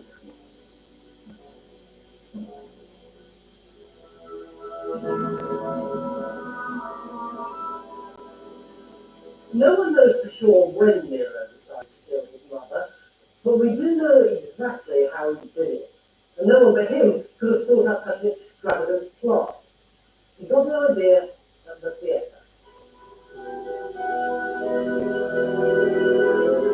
He went to a show with some friends, and part of the entertainment was a boat that collapsed, and out through the hole ran a whole series of wild animals. The idea of the collapsible boat must have stuck. He had one specially built to take his mother home from a dinner party. On the night of the murder, he was waiting at the quayside, crewed by his loyal naval commander, Anicetus.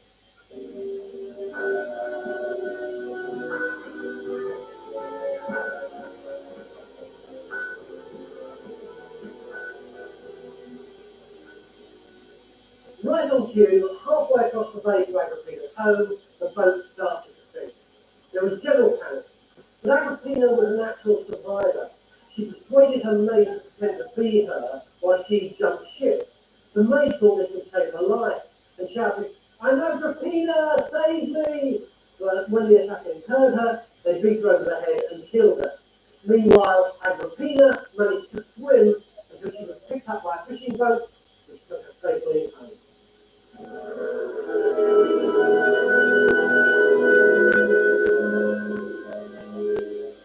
Home, but not safe. It can't have taken long for the truth to dawn on the exhausted and fearful mother that her son wanted her dead. On the other side of the bay, word reached Nero that Agrippina had survived. Terrified, he panicked.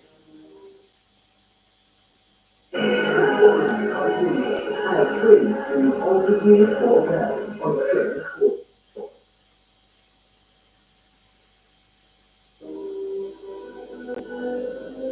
He ordered Burrus to get the Praetorian Guard to go and finish her off. Burrus refused, saying that his men would never agree to kill a member of the royal family, particularly the daughter of their hero Germanicus. In the end, it was the naval man Anicetus who agreed to do it. Nero's thanks are revealing. "You've given me my empire," he said.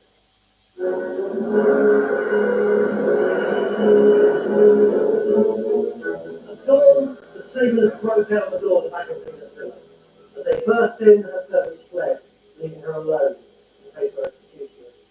At first she stalled, praying for time, saying, "Thank you, please go back to the palace and save life fully recovered." But as they moved closer, she screamed that her son would never have ordered her murder. In reply, they beat her over the head with a club. She fell to the ground. She pointed to the wound that had borne Nero and said, "Strike me here." They did as she requested, and she died.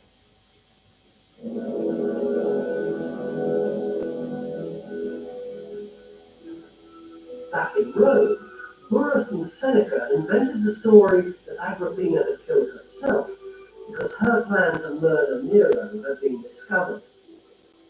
Although they were prepared to cover up for the emperor, they gradually realized they lost control of him.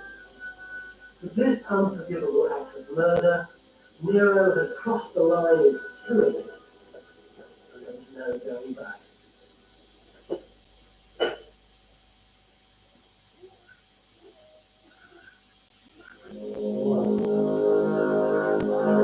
Nero's reign as emperor started with great acclaim. By the age of 22, power had already corrupted him. He murdered his mother so he could divorce his wife Octavia and marry his mistress Poppaea. But Octavia was still a woman of influence in Rome, with all the clout of the royal family, so Poppaea persuaded Nero, for his own sake, that he needed to get rid of his ex-wife permanently. And there was no one left to tell him not to.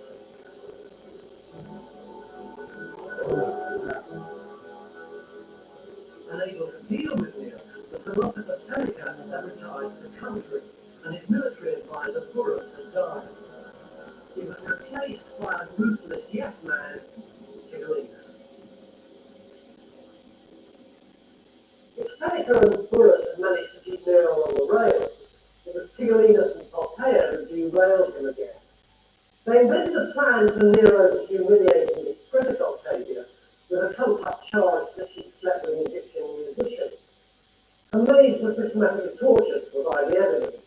But Octavia inspired such loyalty that they refused to crack. Even in her death throes, one of them used her last ounce of strength to spit into Tigellinus' face the words, "My mistress's vagina is cleaner than your mouth."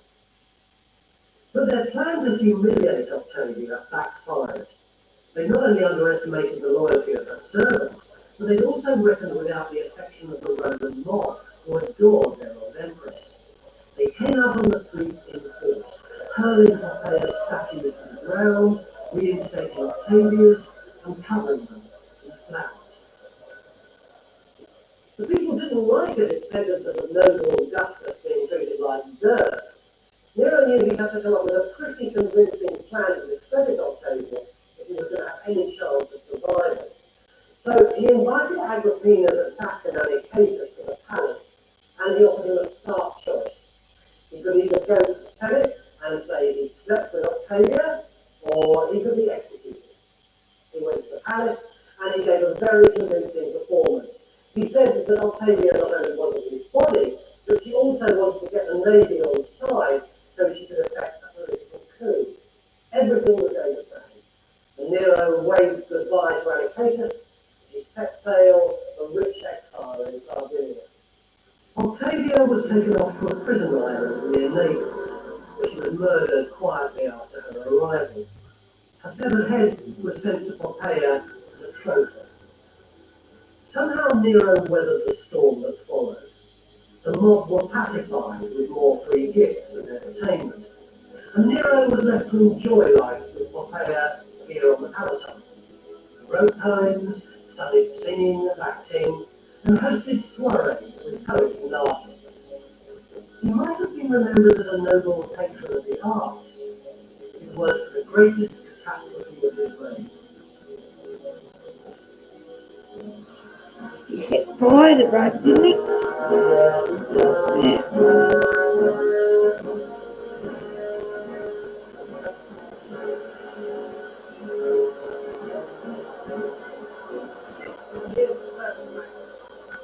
Years ago, this place would have been as full of people and as exciting as the Cheltenham Gold Cup.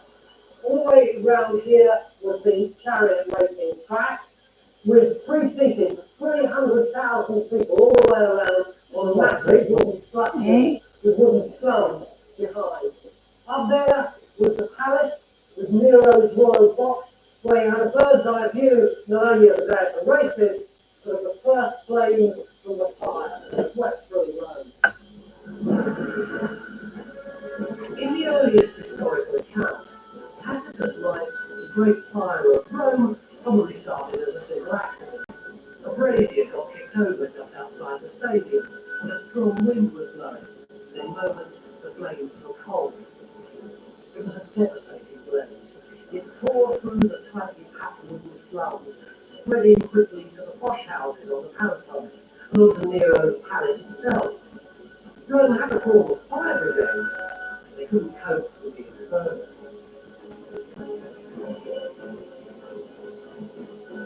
It was the worst fire in history until Hamburg and Dresden in the Second World War, and it literally burnt itself into people's memories.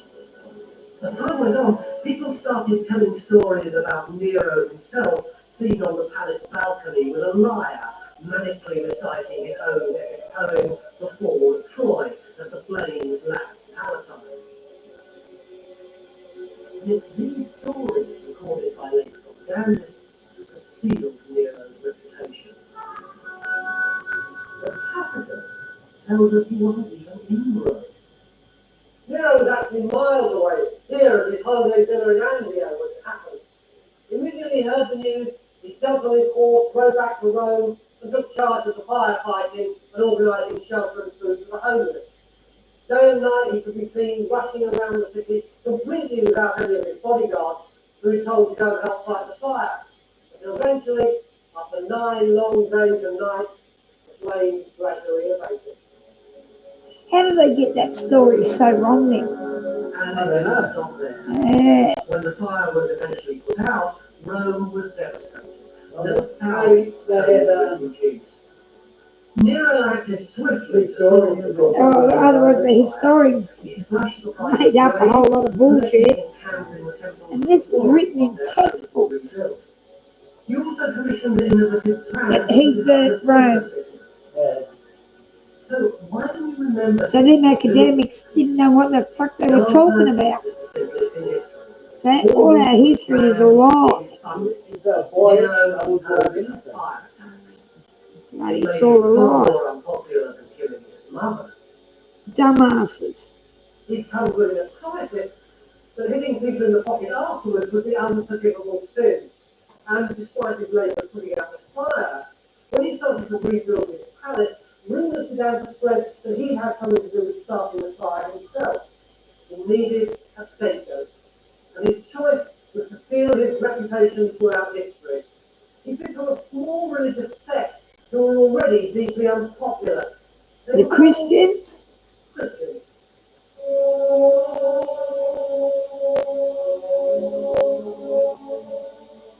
The Romans already deeply distrusted them.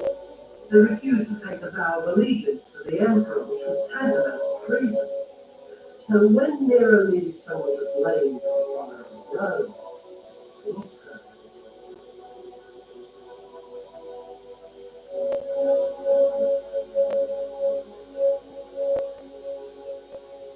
We know that the persecution was completely unjustified and that the fire started by accident. But at the time, the idea of a conspiracy didn't seem that far-fetched. The Christians believed that the world was about to end in a massive conflagration. Their leader had said, "I will cast fire upon the earth." The punishment was harsh even for such a despised group.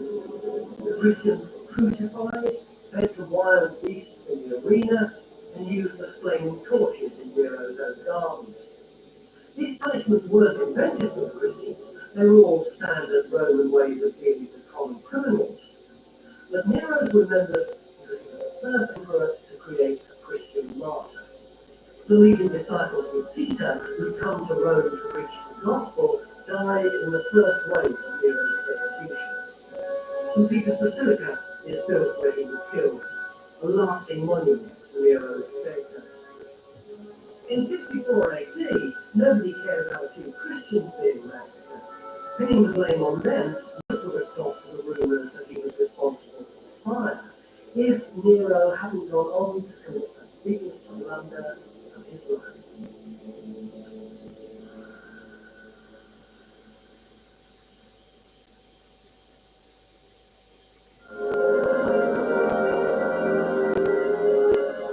Nero had done his best to squash rumours about his part in the fire of Rome. With 2 architects, he redesigned the city for the public good. And people might have thanked him for it if a key part of the scheme hadn't included him fencing off a great slice of the devastated city for his own pet project. Nero's palace up on the hill there looked pretty flashy before the fire, but now he and his architects were constructing a house that would make Louis XIV or Elton John look shy with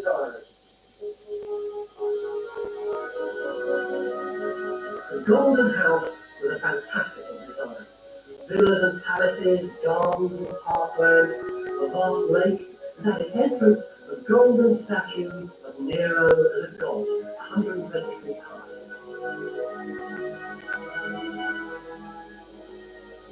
If you look at the plan of ancient Rome, the Golden House took up about a quarter of the city. Most of it's destroyed, but one section of this amazing architectural feat remains because it was used for the foundations of the public baths that were built after Nero's death.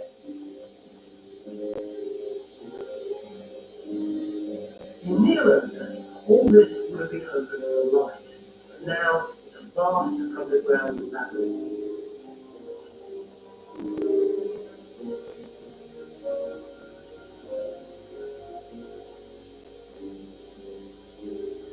Rome had never seen anything like it. All the walls and ceilings were covered with great art. 14 centuries after Nero, Renaissance artists were still being lowered down through the roof to study the paintings.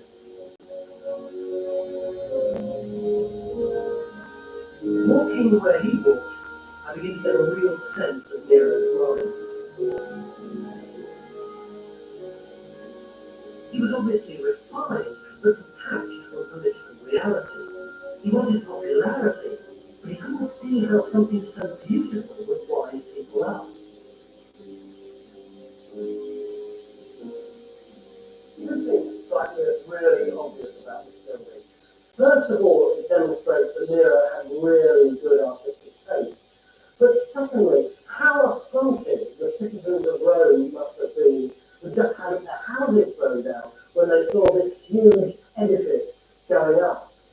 I don't think I've ever realised until now that there still existed anywhere in the world a Roman house as big and magnificent as this. And what a house it was. There would have been huge elaborate hangings over these walls, and the rest of the walls would have been encrusted with gold and precious stones and pearls, and there were pipes coming out of the walls and out of the ceiling to shower the visitors with scent and with flower petals. And this room, which was the centerpiece, revolved. It was a rotunda, and it rotated day and night in synchronization with stars. It was the biggest, flashiest, most elegant Roman dining in the whole universe.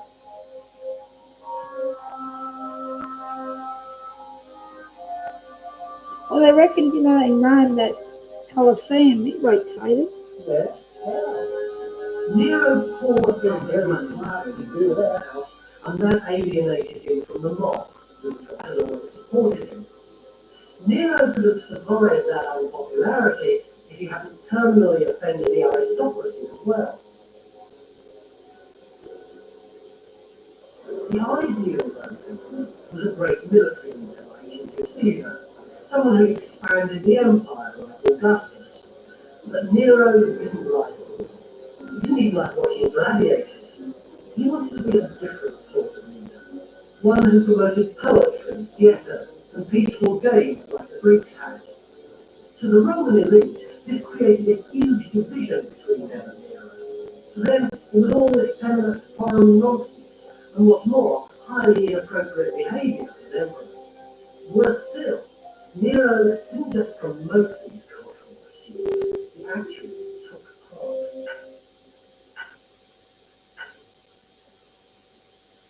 This is singing practice Roman style. Weights, usually made of lead, placed on the chest to strengthen breathing.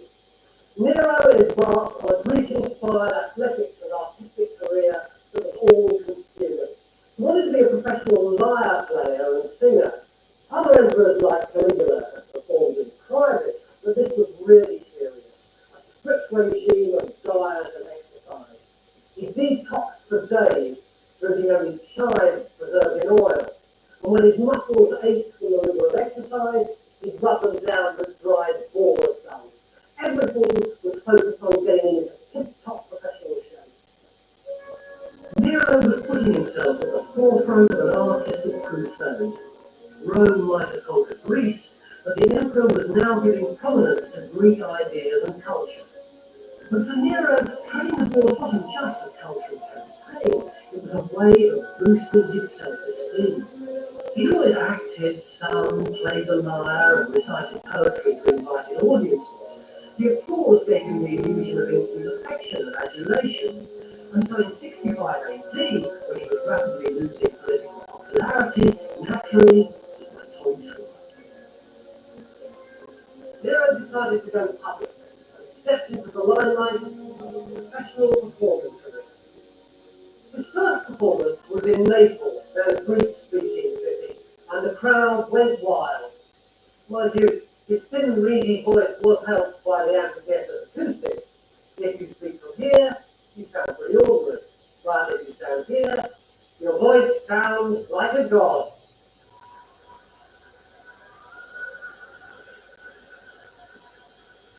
The Greek population of Naples loved it. They cheered, they clapped, they encored. But like a rock star, it went to his head. The adulation he'd always craved was finally in his grasp, and now nothing would stand in the way of his ambition. On a wave of popular acclaim, he set out on a wild, crazy, artistic conquest of Greece itself. You couldn't say it was a modest affair. 2,000 carts of men and equipment, including 5,000 paid applauders to ensure he received a rapturous reception at every gig. The 4 major Greek festivals went in year in rotation, but to fit into Nero's schedule, he got all to take place during his visit, and he entered every one. In front of the judges was a ruler of the known world. This was a man who made them change customs established over centuries and rescheduled whole competitions. But he sweated, he wiped his brow with his arm. He was so nervous that on one occasion he actually dropped his scepter while he was performing a dramatic play and really thought that the judges would mark him down for it. Of course they didn't. And when they solemnly awarded him the victor's laurels, he was pleased, flattered, emotional. There were 1,800 competitions that year, and Nero got first prize in 1,800 of them. I wonder why.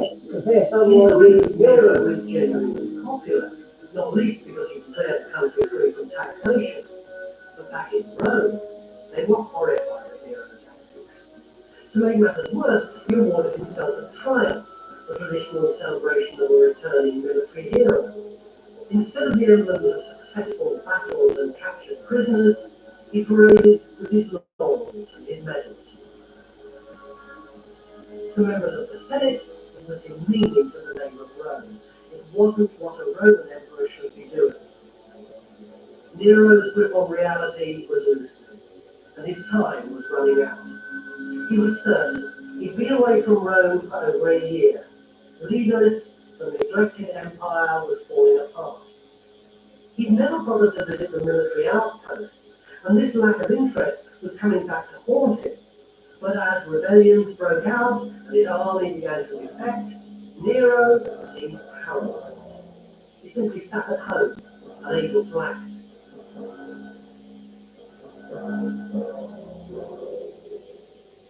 Then, in June 68 AD, the emperor woke up one night to find the palace deserted. This wasn't a good sign. His Praetorian guards had gone to a secret meeting at the Senate. The very Senate he'd given power to was now turning its back on him. Cold, hard reality finally sunk in. Nero was on his own. Still in his nightclothes, he fled the palace looking for somewhere to hide.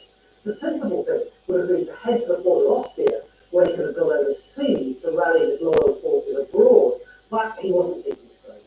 He bumped into 3 slaves who got horses and took him to a villa on the outskirts of the city. When they arrived, they found that the front door was locked, and they had to crawl through the undergrowth into the side entrance.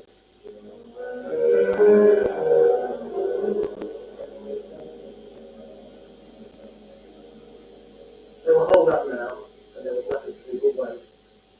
Eventually, a messenger arrived with the news that Nero had been declared an enemy of the state and had been sentenced to death in the ancient manner. Nero had no idea what that meant and asked one of the slaves, who told him he'd be stripped naked and paraded through the streets of Rome with his head clamped in a forked branch, then he'd be stoned to death. The slave politely added that suicide might be the better option.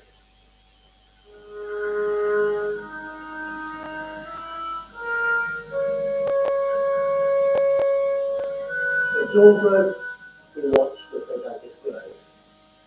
Then some Roman soldiers approached. And with the help of a slave, he stabbed himself in the front. His last words were, "What an artist died in me." He was 30 years and 6 months old, the last of the Julio Claudian line that stretched back to Augustus.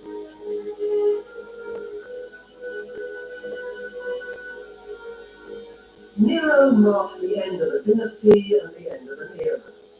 The first emperors, Julius Caesar and Augustus, had persuaded the Roman people that one person rule was a good thing. Over the course of a century, there had been 6 emperors, but the dynasty had degenerated into corruption and self-indulgent tyranny. Rome stuck with the idea of an emperor, but after Caligula and Nero, it was clear that just being related to Caesar and Augustus wasn't enough. After a year of chaotic civil war, the next emperor, Vespasian, wasn't related to anyone special, but he was what the empire needed, a common sense leader. In an attempt to wipe out Nero's memory, he knocked down the Golden House, drained the lake, and where the great colossus of Nero had stood, he built the public theatre we call the Colosseum. But Nero was too colourful a character to be forgotten.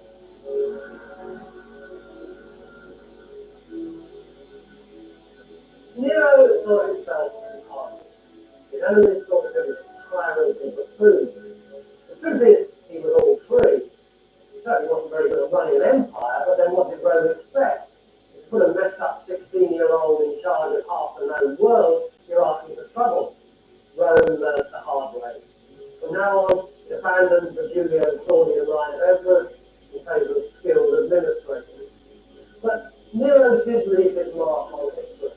Whatever else he wasn't, he was a showman. He did everything in a big way, from building his house to killing his mother. He thought of himself as an actor, but no part he ever played on the stage could match the drama, the spectacle, and the sheer theatricality of his own life.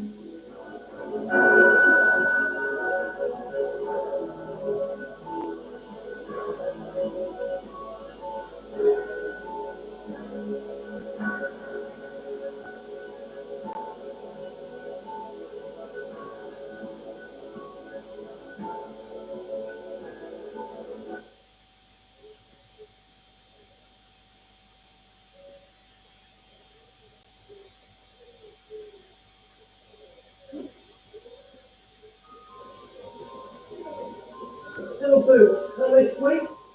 The kind of thing which makes even the most macho man go gaga. 2,000 years ago, a group of burly centurions on the fringe of the Roman Empire made a pair of tiny shoes for a toddler, and they named the nickname Little Boots. And then I'll do the 20 years later, when the toddler became the Roman Emperor, he was still called Little Boots, or as they say in Latin, Caligula.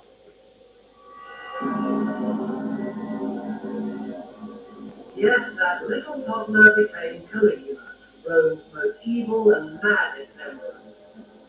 A man famous for making his horse a member of the Senate, who sent his legions to the ends of the earth just to collect seashells, and who believed himself to be a god.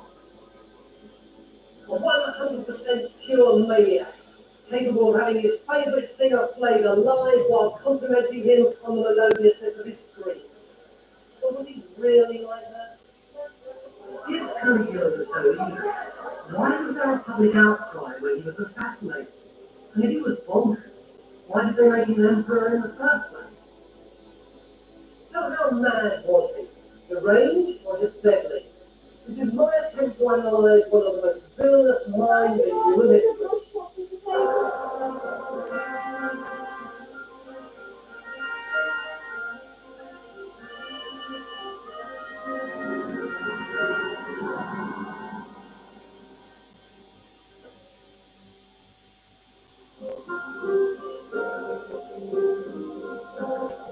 Digging up archaeological evidence of the past is hard enough, but how do you start getting into the mind of someone who lived 2,000 years ago?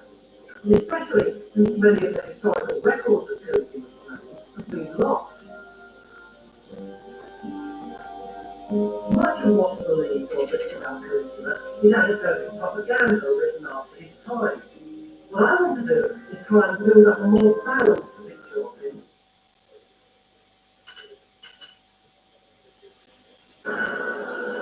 In nature, there are no laws, only survival. Isn't there an accent? Well, we might do it.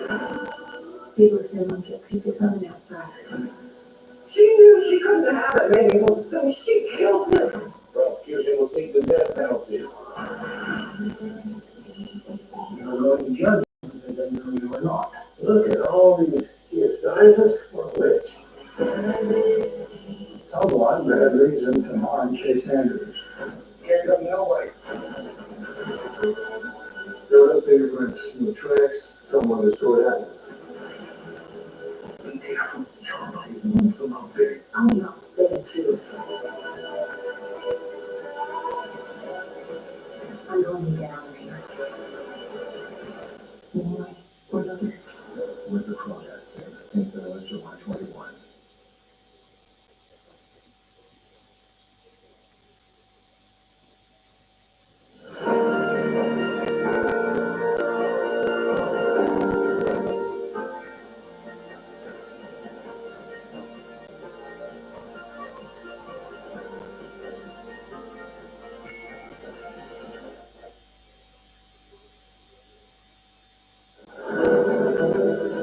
Baghdad, Iraq, site of so many conflicts in recent years. Dictators, foreign invasion, civil war. The stars of history run deep on this landscape. With a population of some 8 million people, it's the 4th largest in the Middle East. Yet, this isn't the first great city to dominate the southern Mesopotamian plains. Not by a long shot.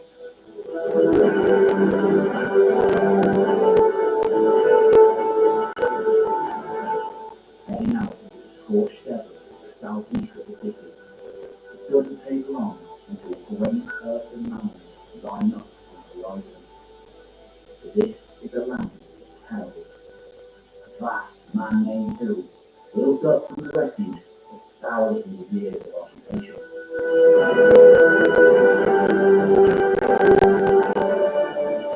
Still standing guard over the country they once ruled.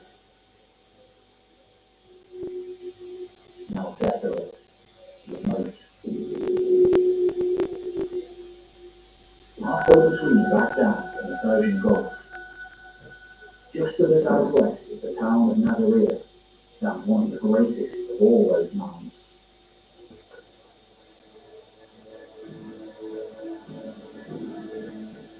Once, long ago, the wide banks of the Euphrates passed by here. But little evidence of that can be seen now.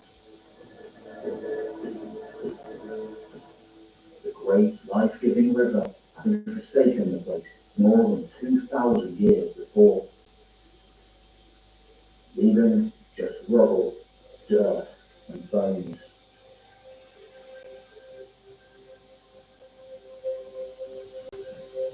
And that's how it remained for more than 2,000 years. Wind and time burying the place entirely.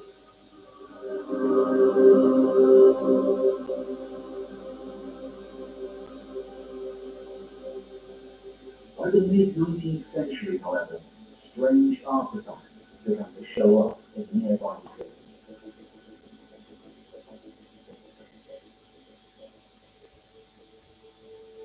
A great revolution in archaeology was taking place at the time.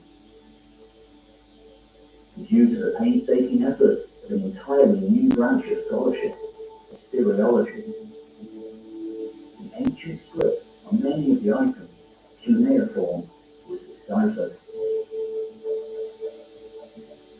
allowing an unprecedented glimpse into that world before, so long ago.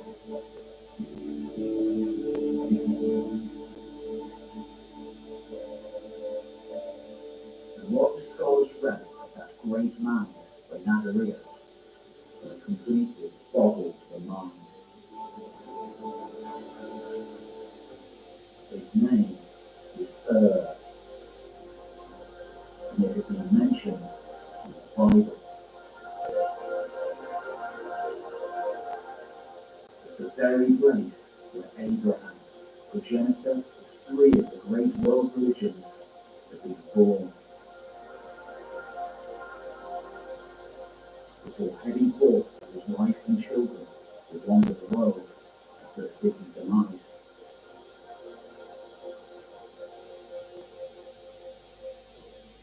At the time, the fledgling field of archaeology mostly concerned itself with collecting tablets and artifacts from ancient sites. Further investigation elsewhere. But by 1920, new, more vigorous scientific styles were favoured. And for the first time, comprehensive investigation of the city itself was attempted.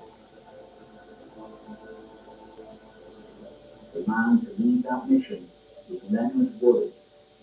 He'd worked under the pioneering discoverer of Minoan Crete, Sir Arthur Evans, and more recently known as the famous Lawrence of Arabia in his team. Accompanying Wood went Max Malloy and his soon-to-be wife Agatha Christie, who'd later write a book inspired by the journey. The world was watching. It was to be one of the most famous of all archaeological expeditions, unearthing some of the greatest treasures ever found in the ancient world. Imagine that, Tutankhamun's tomb. Almost immediately, Woody confirmed the city to be Earth. A major centre of the Sumerian culture of the early Bronze Age.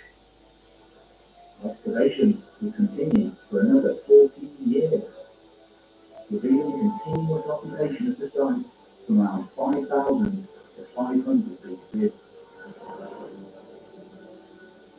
At its height, the city had been home to approximately 65,000 people, one of the greatest that the world had ever seen.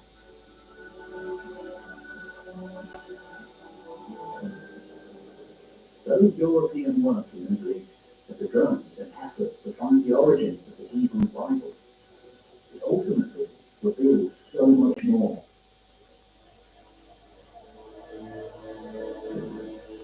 Revolutionizing our understanding of the Sumerian world. Immensely elaborate graves of citizens, kings, and queens.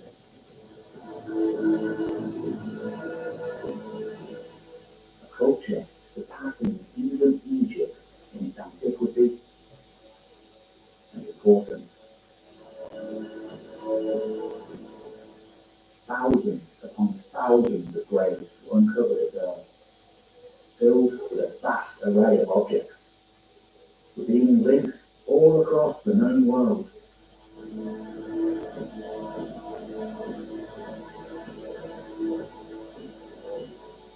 One vast royal cemetery in particular, dated to around the middle of the 3rd millennium BC, was the most spectacular ever found. Gold, lapis lazuli, carnelian, chlorite, bronze, silver, and other semi-precious stones flowed out along with expertly crafted items, musical instruments, and more.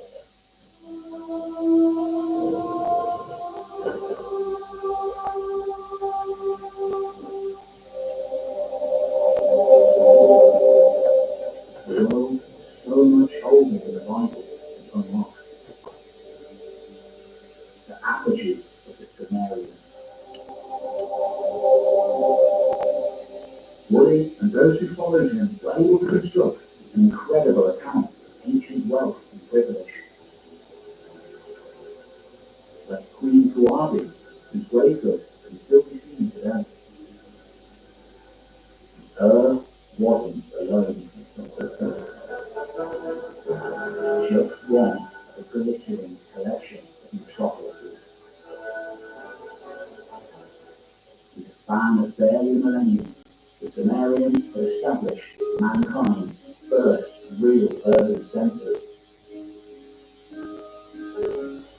towering walls and religious sanctuaries known as ziggurats, the skyscrapers of their day. Building arguably the world's most advanced civilization. In a landscape entirely devoid of natural resources, the Sumerians radically improved farming and irrigation techniques, resulting in larger surpluses of grain and an increase in the overall food supply. Ultimately, allowing many within their society to put down their plows and pursue other endeavors, such as advanced mathematical and scientific knowledge. Perhaps the most famous of all Sumerian inventions, though, is the development of a complex system of writing.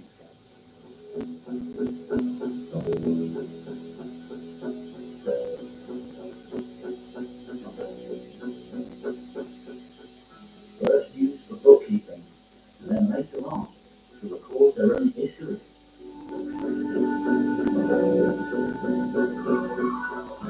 All of these innovations helped to lay the foundation for some of the most powerful and wealthy city-states the world has ever seen.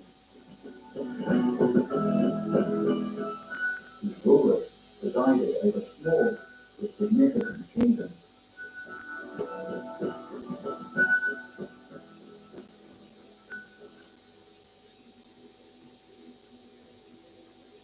Within just a few centuries of Queen Koabi, however, by the 24th century BC, this prosperity was already coming to an end. From its very beginnings, civilization has been incredibly elitist. Far from everyone benefiting from the splendor of the first city. In fact, most people didn't at all.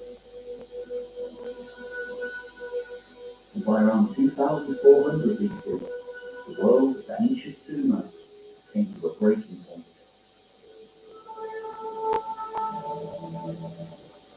Texts uncovered from Sumerian city-states, such as Lagash, indicate there was a massive chasm between the wealthy, often hailing from the hereditary priestly class, and the impoverished common people. Most of the latter being so mired in debt, they had to sell their own children into slavery in an effort to pay it off. Though not as well documented, it's believed that similar circumstances were prevalent in the other city-states too.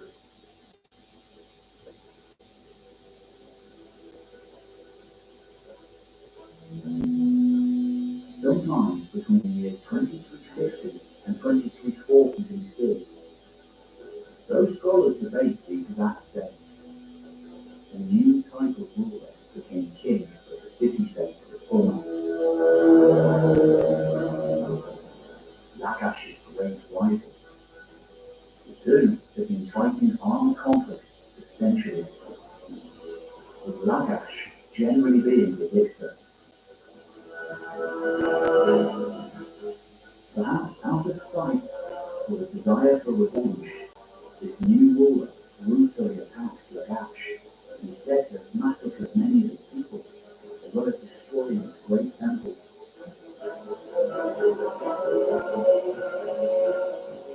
Then went on to conquer and annex other city-states, ultimately claiming to have forged an empire stretching from the Persian Oh, I all like the way that. to the Mediterranean Sea. Cinnamon. That looks good. Most scholars don't take Mughal Sagazi at his word. Really, they only have control of the city-states of Sumer, which in itself would have been a remarkable achievement. Had he done this, he would have created the first true world empire in history. But unfortunately for him,